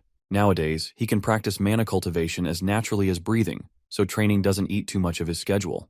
More importantly, he had gained a newfound purpose. He wants to guide his friend to grow alongside him. As soon as Rowan entered the room, his classmates turned to him with varying degrees of concern. They heard about what happened to him, and were all worried that something bad happened. Rowan appreciated the fact that they kept him in their thoughts, strengthening his resolve to expedite their growth. If he can successfully pull them up to the pinnacle of power, then maybe they'll survive. So Rowan asked for everyone's attention as he asked the whole class for a favor. First, he called on Isidore, Mursa, Lien, Kirsten, Edwin, Darian, Tirik, and Kalitos, the magic kids who are not interested in swordsmanship classes. Then he called on Flora, Sebastian, Epona, Demas, Sabrina, Wella, and Lucas, the muscle brains who had never attended a single magic lecture. Everyone was quite touched that the new shining star even remembered their names. Don't worry, you guys watching don't have to memorize the names of these NPCs. Curious, Sophie asked why Rowan brought the matter of classes so suddenly. Well, he was just hoping that everyone in this class would join him in taking both courses. He's actually quite worried that he might be asking too much from them. However, his unique charm had already captured the ladies. They would gladly go where he wants to go at this point. The dudes, however, were more skeptical about adding more to their plate when they'd already picked the courses they wanted. Rowan understands their reluctance, but all he's asking for is a little change in perspective. Instead of yapping about it, He reckoned it would be more effective to just show everyone why they should expand their horizons. He turned to his roommate, the last guy you'd see in a magic lecture, to give basic magic studies a shot just for the day. With his sincerity and magnetism, Rowan succeeded in roping his classmates in. They just find it hard to say to a face like his. The Dean of Magic Studies, Professor Arthur, entered the lecture hall and noticed that there were no vacant seats for today's session. He had heard musings about how Rowan encouraged everyone to take the magic class today. In all honesty, Arthur felt lively at the sight of a full lecture hall, thanks to the kid's effort. Rowan just wanted to show everyone that magic is not something so distant and foreign. Hearing the kid talk about magic like an optimist, Professor Arthur grew curious about Rowan's progress. When asked what he had planned to show the class, Rowan asked permission to step up on the platform for a moment. The professor chuckled and invited him to the front. Lucas sat beside Sophie. He didn't know whether he should cringe or rejoice at his roommate's fearlessness. While Rowan was about to take to the stage, a conversation was happening just outside the lecture hall. The busiest person in the union had come to a first-year class. So early in the morning, Professor Daphne suspected that the reason might be Rowan. The ball director Lazarus admitted that the kid is one reason. Aside from Rowan, overseeing the school is part of his bureau's duties as well. Apart from the two union officers, Miss Sienna Runner had also visited since it was her day off. She might be off the clock, but Vice Captain Oscar had given her a task to complete. Forget about a humble dark elf. It's more interesting that Mr. Diego crawled out of his swordsmanship training field to attend a magic class. He heard about his freshman swordsman enlisting for the magic class today, so he wanted to check out what the fuss was all about. Beside him was the principal himself. This guy just tagged along to accompany Director Lazarus. Professor Daphne looked at the odd collection of highly ranked and respected members of the union and reminded them to avoid doing anything that would disrupt the class. They must observe quietly. As soon as she pushed the door open, Daphne was greeted by the burning sensation of a blazing fire. A crimson flare danced in the air, feeding on the room's oxygen. In contrast to the fire's all-consuming blaze of destruction, the young man who created it looked like the poster boy for joy and wonder. Meanwhile, Professor Arthur had put up a barrier to shield the other students while Rowan wows him with a fireball. No matter how talented a student is, Fireball is not a spell that someone in Rowan's age should be able to use. For safety reasons, conjuring such a burning spell is outside the standard curriculum for first years. Even Fire Arrow, which is a tier below Fireball, is not something students can expertly cast until they reach their 5th year. Even then, only those with real talent can manage to accomplish that feat. If that's the case, how did this small and scrawny kid figure out the crux of a spell that he shouldn't even touch for 5 more years? Everyone was so entranced by the flames that no one noticed the arrival of the guests. The principal fixated on the fireball. He had never seen such a spell emit this level of pure, refined energy. It's almost like watching Scion's holy magic. Diego might be a sword master, but even he can recognize the spell's abnormal density and immaculate stability. Director Lazarus would even say that such a thing defies common sense. It's true that a first year should not even be messing with casting such magic. But technically, Fireball is categorized under simple spells in the grand scheme of things. That doesn't make Rowan holding the ball in midair any less impressive. Oddly enough, the fire is holding a consistent size and temperature without faltering. Logic dictates that this is no ordinary fireball, but rather an entirely different kind of magic. Sienna had seen the boy's incredible natural sense of mana firsthand. How can a kid who grew up in a corrupt relief shelter be capable of such beautiful magic utilization? Sienna was entranced by the dancing fire in the middle of the lecture hall. Snapping out of her reverie, she reminded the other faculty members of Rowan's recent incident. She's worried that the kid might not be fully recovered yet, so they shouldn't overdo such a showcase. Maybe it's time someone stepped in and asked Rowan to stop, but the adults were reluctant to press stop on such a beautiful show. Inwardly, Rowan is constantly feeding the flame. Using his method, it's more important to focus on mana supply rather than sheer size. He is risking letting the fire become unstable due to uncontrolled mana. But since it's the boy wonder we're talking about, that ain't happening. That aside, he's currently more fascinated by the barrier spell that Dean Arthur put up to protect the other kids. Rowan could feel some similarities in shape between the barrier and the endless dark pit from that day. They may look similar in form, but they are entirely different in purpose. His thoughts wandered towards what would happen if his fireball happened to hit the barrier. Instead of letting his intrusive thoughts win, he praised Professor Arthur and asked for the name of the defensive spell. The old man forgot to respond in shock. Maintaining a spell for this long is the kind of task that requires unwavering focus. Yet this kid can hold a conversation so innocently while keeping perfect control. Before any more ridiculousness happens, Arthur bent and warped his barrier to surround and smother the flames. Instead of feeling wronged, the only thing Rowan felt was awe with regard to such a masterful display of skill. With the dean's final gesture, the fireball ceased to exist. Everyone gasped after holding their breaths for the whole exhibition. Looking at the young prodigy, Arthur could not decide whether to scold or praise the child for breaking every magic norm. Right then and there, Director Lazarus walked his bald-ass head into the stage while showering the young man with applause. To answer his question earlier, Lazarus shared that the barrier was Dean Arthur's signature spell, the Azure Flame Barrier. Upon hearing so, the kid turned to his professor and praised such a cool name. Arthur deflected, claiming that he didn't name his technique, but that only meant he was given a wonderful name for a wonderful creation. Since they're on the topic of names, the dean asked Rowan if that fiery display from earlier has a name. Confused, the kid insisted that he just showed a simple fireball, nothing more, nothing less. But everyone who's decently knowledgeable in magic would know that the thing from earlier was not just a fireball. And Rowan, more than anyone, should know that that's the case. The kid averted his gaze and admitted that he had been playing dumb a little bit. Still, he had not thought about giving his new technique a name yet. Arthur had intended to point out the danger of what they just displayed, but the boy is now distracted by the act of naming a new power. Director Lazarus injected himself into the conversation. As the head of the bureau, he can't overlook what just happened. He asked why Rowan did something so dangerous towards the tail end of the performance. The kid answered honestly and concisely. He was confident he could control the fire, and he was assured that Professor Arthur would have his back no matter what happened. He had no other goal except to share his spell. Rowan just wanted to give his friends some confidence in magic. Maybe some of his peers are interested in the subject but are too scared to try. The Dean of Magic Studies declared that completing a fireball before graduation would already be considered outstanding. What would you call a freshman who had leapfrogged that expectation? This is Rowan's way of showing his peers that there is no such thing as impossible. Well, he can only talk with so much optimism because he's unaware of what a monstrous genius he is. Still, as an educator, Arthur felt embarrassed. He started thinking about the possibility that he might have been limiting the younger generation's potential with his words. Now this small child has made him realize that his viewpoint might not apply to everyone. Then, the kid turned to the old dean and humbly asked for a little more time on the podium. There's still something he wanted to show his friends. This time, the boy wonder called his roommate Lucas up on the stage, much to the himbo's surprise. While wondering what he did to deserve to be a guinea pig for everyone to gawk at, he walked towards the stage. Once he arrived behind the podium, Rowan excitedly explained that he'd helped the sword freak cast his first spell. The way the young prodigy sees it, magic and swordsmanship are both ultimately about manipulating mana in different ways.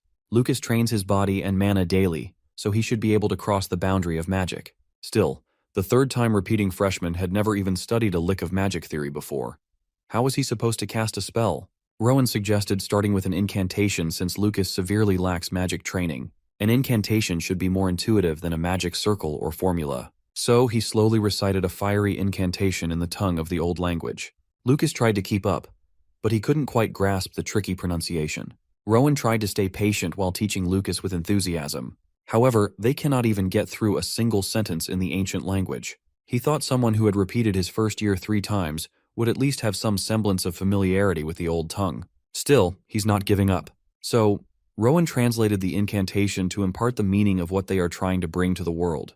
When he started reciting a poem-like passage with an odd rhythm, Lucas cringed at the thought of going old school with it. Rowan continued reciting the translated version of the incantation, while watching his classmates in their seats. The longer he went on, the more they looked dumbfounded. Suddenly the young prodigy was struck with the feeling of confusion and helplessness. He thought he could just waltz onto the stage and impart what he knew, but no one seemed to understand what he was trying to do. If they get stuck like this from the very beginning, then what about that gruesome fate in 10 years? If everyone doesn't get stronger, Rowan won't know what to do. He started with an incantation with the simplest complexity, something that he thought even Lucas could grasp. Yet not only the other kids, even Sophie, looked utterly lost, as if Rowan was speaking an alien language. The Wonder Boy froze in place, worrying Lucas by his side.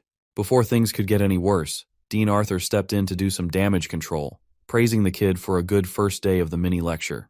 That being said, he asked Rowan if he could learn the spell formula for the modified incantation too. That request pulled Rowan back from despair. He telekinetically picked up a stick of chalk and started writing an exhaustive formula on the board. Everyone was equally amazed and amused at such an impressive showing of telekinesis. It did not take Rowan too long to write down the blueprint of his spell. Dean Arthur called upon his reliable barrier once more, this time protecting those on the stage instead of the ones sitting around. Director Lazarus and the dean steadily pored over the fascinating writing on the board. When asked where he saw the spell formula, Rowan asserted that he never copied anything. He saw what Professor Arthur wrote the other day and modified it in his own way. Those with well-trained eyes could see that this is no mere modification. The kid simply adjusted a few things here and there to make a spell that would work better for him.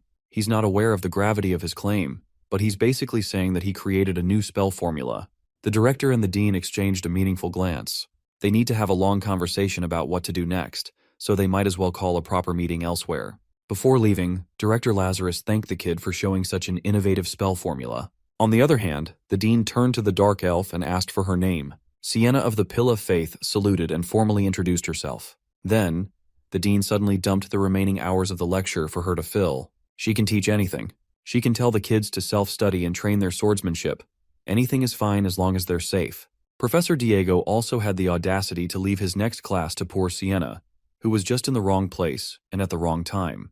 Before going away, Arthur dispelled the barrier that isolated them from the students. The other adults have made their way to discuss a matter of grave importance, leaving Sienna to deal with a whole classroom full of fledglings.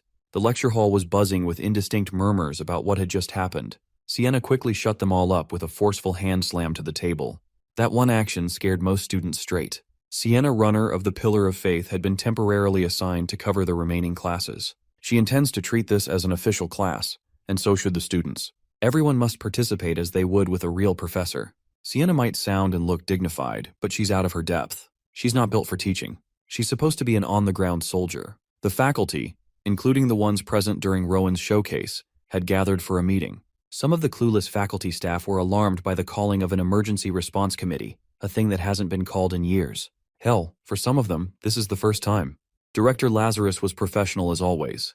He calmly put forth the main agenda about the Union Academy's education policy. First, he presented the case of Rowan, the boy who prompted this meeting in the first place. Dean Arthur took the floor and established the facts about the kid and the fireball. He had never seen anything like it in his career. A freshman interpreted a complex spell in a completely different way. The power was weak, but it had been tweaked enough to be called a unique spell. Just the fact that he was able to reconstruct and edit a formula so freely is unprecedented. Of course, some of the other professors were skeptical. But what can they do when the Dean of Magic Studies has already investigated and verified all the facts?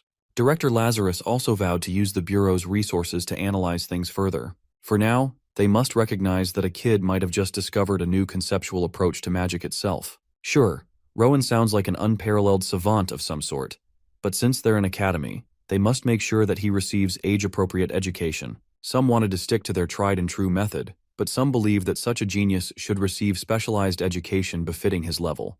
However, personalized curricula go against the ethos of their public institution. It's worth considering that they cannot afford to mess up and lose a highly capable individual due to shitty mishandling. Another professor proposed that they let the kid join the union early. That idea naturally received a lot of pushback. Regardless, a shift to proper field education is necessary, but they have to be thorough, leading the professors to ask if there are any other special concerns about the kid. Dean Arthur grew silent in contemplation. He finally spoke up and put forth that Rowan may have some personality issues. From what the other professors had heard, the kid was nothing but kind and polite. The dean wasn't refuting those traits. He's just afraid that the boy needs to be a little more considerate of his peers' feelings. The union is a group that values ability and performance above all. With Rowan's talent, he's bound to stand out as soon as he enters an order. As he is right now, the boy might have a hard time getting accepted. He might flounder at the final stage of the admission exam, a simple interview with the person who values character the most. Some professors jumped into Rowan's defense. They saw that the kid's actions were rooted in good intentions. He just unwittingly created discomfort among them due to his cluelessness. For kids, the level needs to be balanced for mutual growth. Right now, the gap between the boy wonder and the rest of the freshman batch is way too large. We're talking about a child who's capable of inventing magic and shaking the world of mages. Since the council is not getting anywhere just by themselves, Director Lazarus proposed that they just arrange an interview with the kid. It was a good idea, so nobody was opposed. A few moments later, Rowan was escorted into the faculty room and was seated at the big boy's table. Professor Daphne tried her best to make him comfortable and asked what he was feeling. She reckoned that the boy felt bad about what had gone down with Lucas earlier. She was right. Rowan felt frustrated about not knowing his friend's capabilities. Dean Arthur jumped in to comfort him about the difficulties of teaching magic. Today's experience slapped him with that truth. So, Rowan has been mulling things over and has formed some hypotheses. Some students saw the magic class during break time. Maybe Lucas didn't give magic a chance because he's simply not into it. Maybe he picked up a sword too early, and his brain developed solely for that. Maybe Rowan pressured his friend to focus on another field without considering Lucas's personal circumstances. He felt regretful and ashamed as these thoughts crossed his mind. Aside from those thoughts, he's also worried that Lucas and some of his other new friends might be sick. This kid called his normal-ass peers sick because they have normal talents. Dean Arthur assured Rowan that there's no need to worry about sickness or whatever. Hearing the old man's reassuring words reduced the load on the eccentric prodigy's heart. Seeing Rowan smile, Director Lazarus jumped in to ask why he's so eager to teach everyone magic. Well, it doesn't even have to involve magic. He just wanted to grow stronger alongside his new friends. In doing so, they can become union members together. Upon hearing the kid's innocent and sweet answer, they felt their reservations about Rowan's personality dissipate. In Professor Daphne's eyes were hints of pride and acknowledgement. With that, Rowan was dismissed. The meeting went well, and he can rest now. A few hours later, ink danced around papers, and the new education direction for first years was put into writing. They will be matching every kid's overall pace. Individual academic abilities will align with those of the top students, while social and empathy development will align with the average. It looks like Union Academy will be heading in a new direction in the coming years. Imagine being so gifted that you change your school's education system. The faculty worked through the night to flesh out the finer details. The very next day, the plan to revamp the entire curriculum took effect immediately. Out in the training field, Professor Diego announced that swordsmanship and magic are now mandatory subjects for everyone. Lucas didn't hear the announcement through the sound of his yawns. Rowan was surprised at the speed of change. Furthermore, active union members will now join every class as assistant instructors. Every student should feel free to ask questions and learn as much as they can from their real-world experience in the field. In addition, Rowan, Sophie, and Lucas are to exclusively train amongst themselves by rotating spars against one another. Lucas loved the sound of that format. He's been itching to test his roommate after all. Sophie was equally hyped. This is a good chance to see how her sword fares against the cream of the crop. Lucas immediately took the initiative to challenge Rowan first, Sophie lining up for the next round. When her turn came, it did not even take long before her wooden sword was separated from her hand. She thought she could at least put up a decent fight, but that feels like wishful thinking now. Rowan was a monster that could read her sword path like an open book. However, she was not built to give up. This time she saw a brief opening and failed to capitalize. With more training, maybe she can get some good hits in. Quickly recovering from the loss, she respectfully shook Rowan's hand. She also asked him if he sees some terrible holes in her sword technique. Rowan casually explained that her mana flow is slightly off. If she can learn to adjust the flow's direction, she should see signs of improvement right away. Lucas chimed in and simplified that she should stop swinging wildly without control and do it with precision instead. Furthermore, her legs wobble at times, most probably due to a lack of strength. Rowan concurred.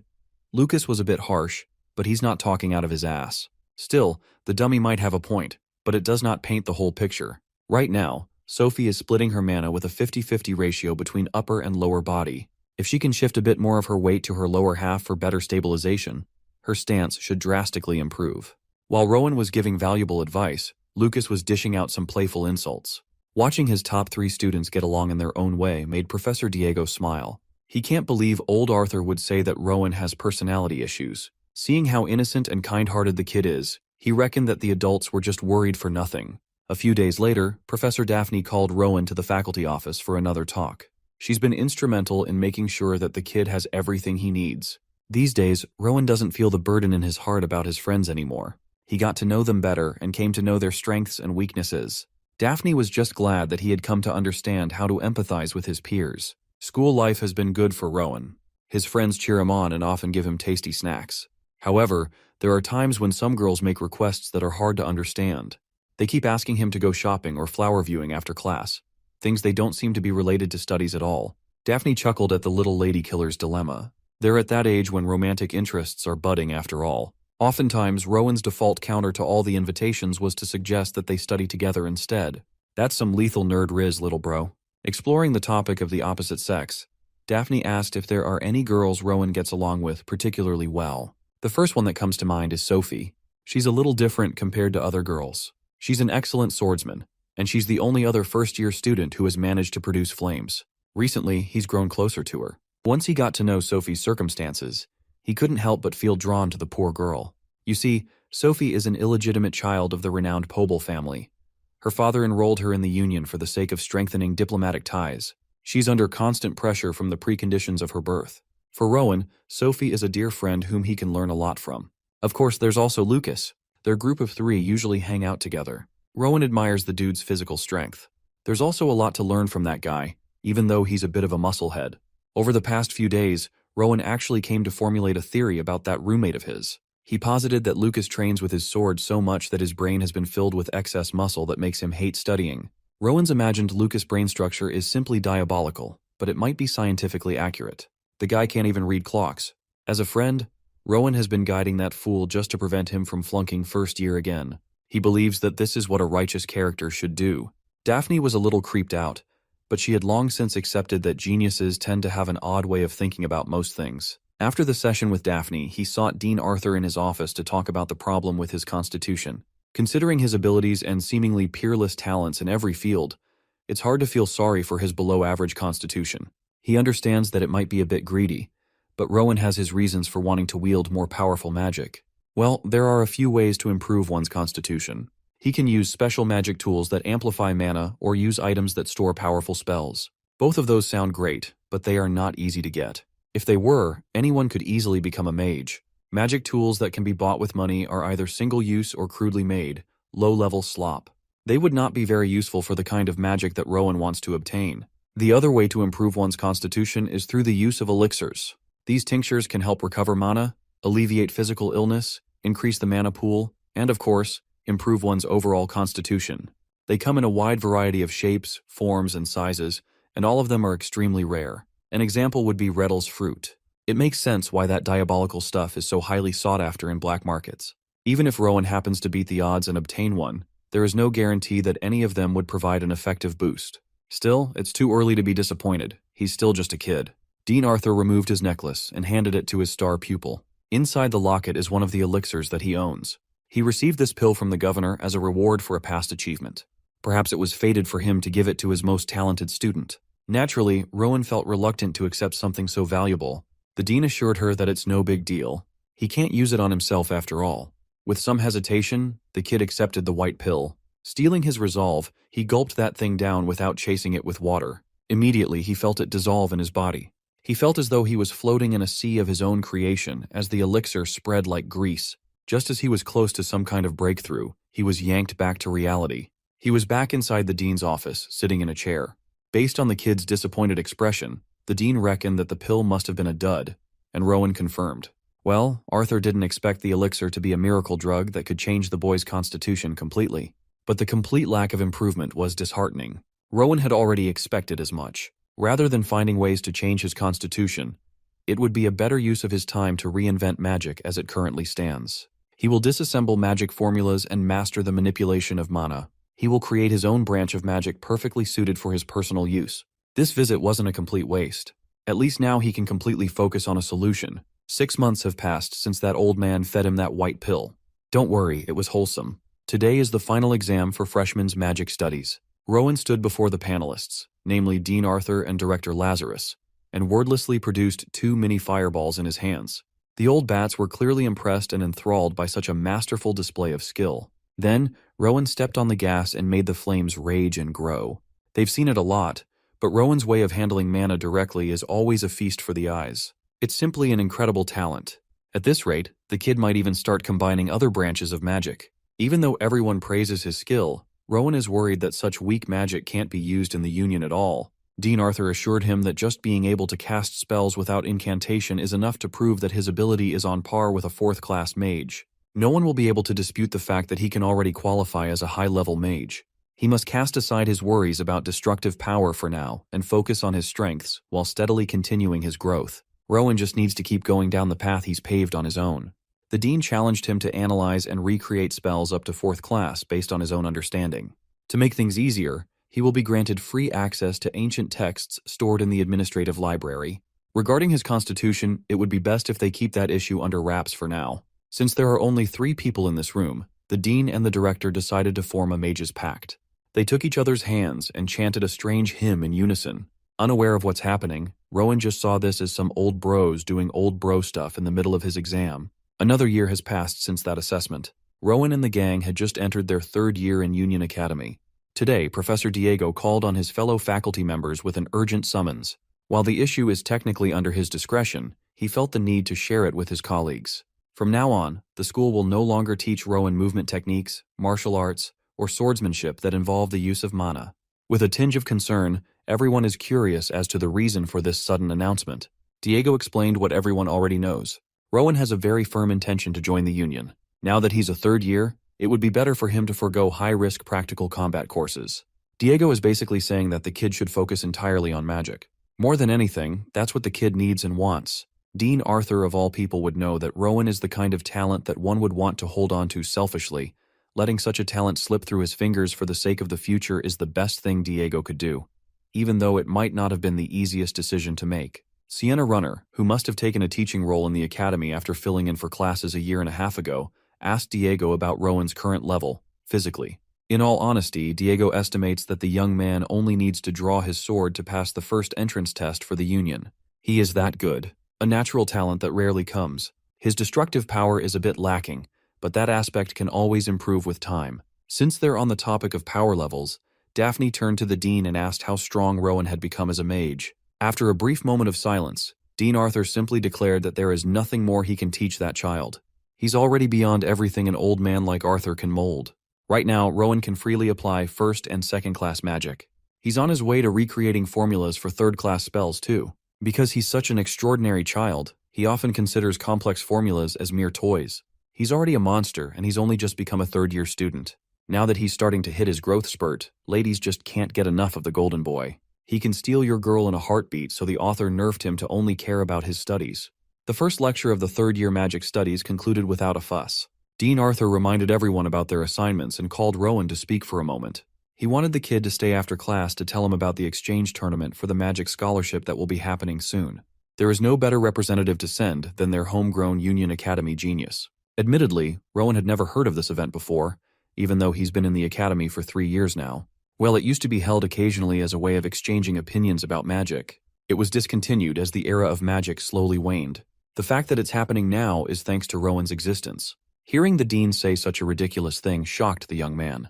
You see, Rowan's reputation and tales of his accomplishments have reached Schwerin. Schwerin is an autonomous duchy, the only one remaining among the 7 kingdoms. At the heart of Schwerin is their celebrated magic tower, an institution focused on developing the arcane. The Tower Master also acts as the Duke, and they're somewhat isolated from the outside world. It's no exaggeration to say that Schwerin is the beating heart of the current magical world.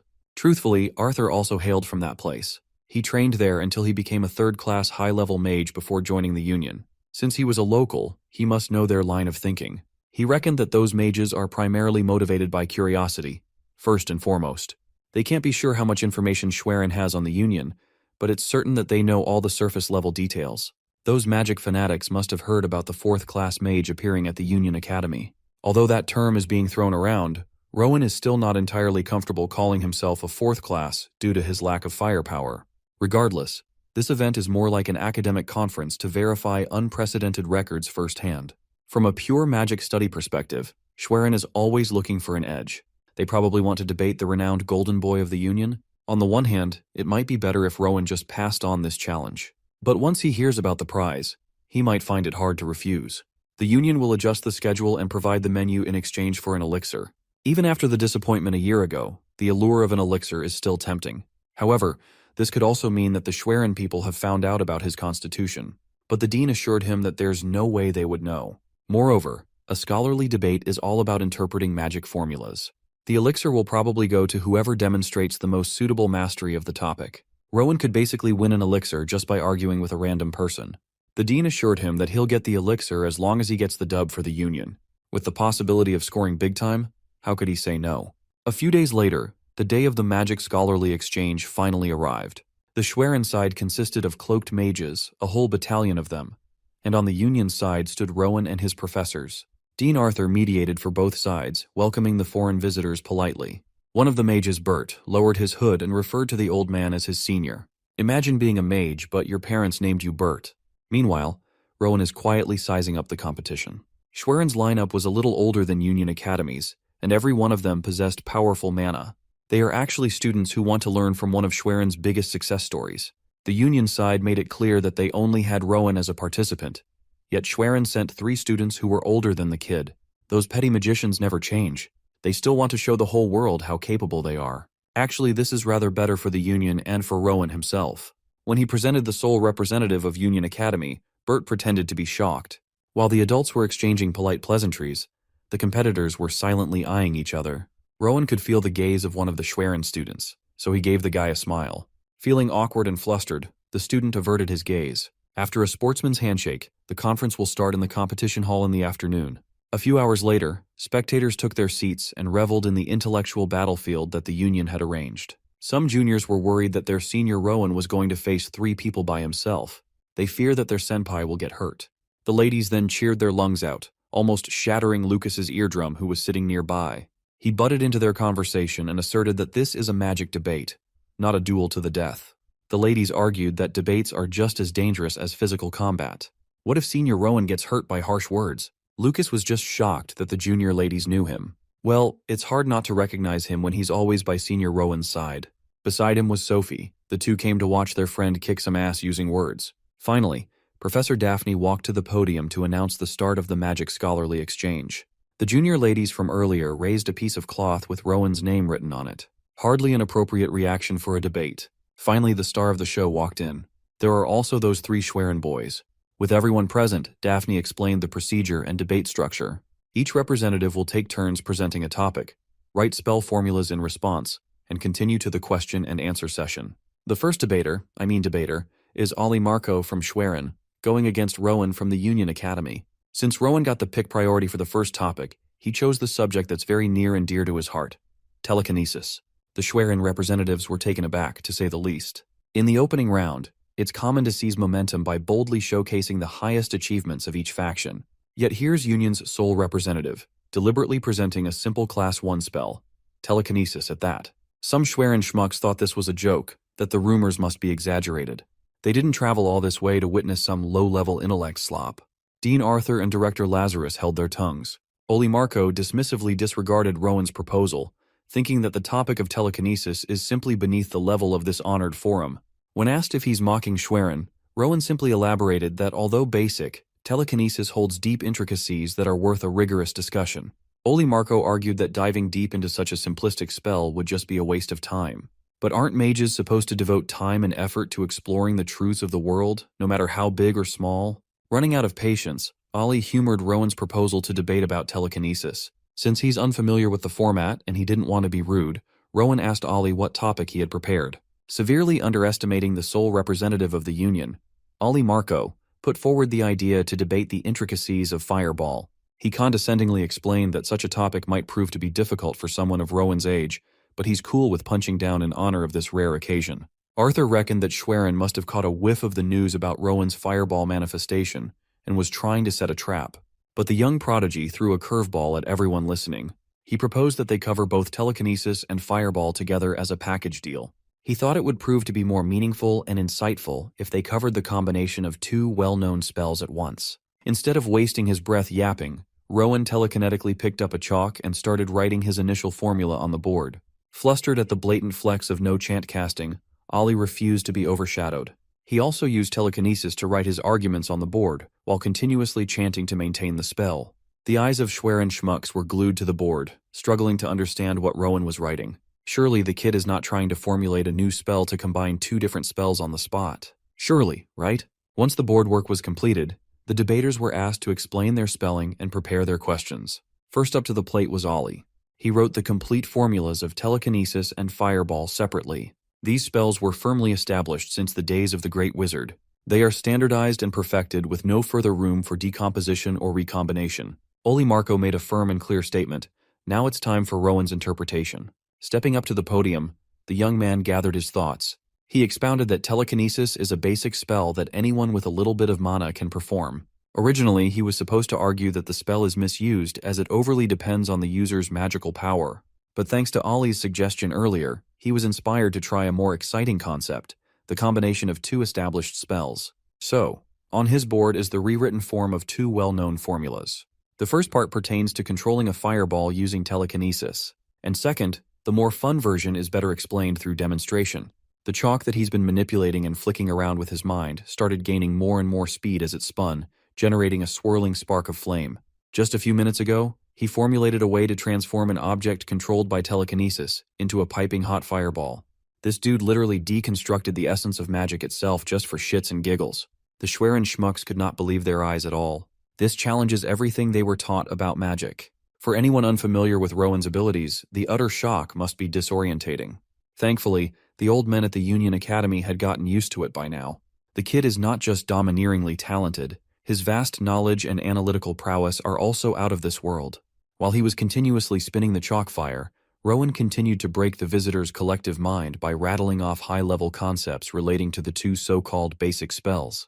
None of the Schwerin seniors managed to keep up, let alone their younger representatives. As Ollie Marco listened to Rowan's lecture, he felt as though he had foolishly challenged a deity. After concluding his masterclass on eloquence and spell mastery, he asked Ollie Marco if he had anything to add. He asked if his opponent could correct him in case he failed to grasp a deeper truth. You know what's worse? Rowan is being completely genuine in his desire to learn. Ollie can't replicate shit, and he can't understand a thing either. At this rate, he's going to be humiliated by the magic incarnate disguised as a child. With his time to respond running out and the fear of being humiliated closing in on him, Ollie felt suffocated. Unable to handle it any longer, he coughed and bled through his nose. He was literally knocked out by words. Even Rowan was not expecting something like that to happen. After Ollie was rushed to the infirmary, Rowan continued his undefeated streak of wiping Schwerin debaters with facts and logic, eventually making his way to the coveted elixir. Bert the Mage gladly gave the young man his prize and thanked him for the refreshing show, even though they lost. He also recommended that he wait a little longer if he's planning to drink the elixir. When consumed at too young an age, side effects can manifest. He should be fine with consuming it around the time of his graduation. He still has 2 more years before that time. Since we just finished humiliating some mages, let's see what some NPCs are up to. This girl right here is Rita. Just like our boy, she's a third-year student at the Union Academy. She's been secretly in love with Rowan for 3 whole years now. Rita is well aware that there is not a single student in the academy who doesn't like that boy. He had received countless confessions, and over half of the new batch of students applied to the Union Academy just to follow him. Rita knows that she won't even register in the prodigy's eyes. For the past 3 years, she's been content just watching and loving him from afar. But today is the day she decided to be brave. The last day of the 3rd year will be the day she confesses. After psyching herself up and pushing down 3 years' worth of fear, her confession was met with an apologetic rejection. For Rowan, love is about holding someone who has left this plane of existence close to his heart, and nothing else. Rita never knew that this boy would have such a bleak view of love. Then he asked her if what she was feeling was really true love. Most people who are truly in love often show symptoms akin to mental illness. They experience excessive joy, ecstasy, compassion, longing, anticipation, fear, doubt, jealousy, embarrassment, and even anger. He would bet good money that this girl doesn't feel that level of passion for him. Don't get Rowan wrong, he's not invalidating her feelings. Maybe she does feel something for him. Maybe she's physically stirred because of his looks or status. Maybe she even felt nervous or excited. But is that really enough to label as love? Wouldn't it be more accurate to call it admiration? All he asks of Rita is to take a good look into her own heart. If she still thinks that it's love, then he's open to talking more. Rowan is always open to constructive conversations after all. Bro mastered the art of scaring the hoes. Rita was a victim of the worst he can say is no. She felt as though she had been hit over the head, and now her mind is strangely clear. So, this is Rita. Today, she got rejected by the boy she'd been in love with for 3 years. As painful and sobering as the experience was, she doesn't have any regrets. Confessing your feelings to someone you like is a brave and meaningful thing. Rita's one-sided love ended on the last day of her 3rd year, and she had never felt better. Be like Rita.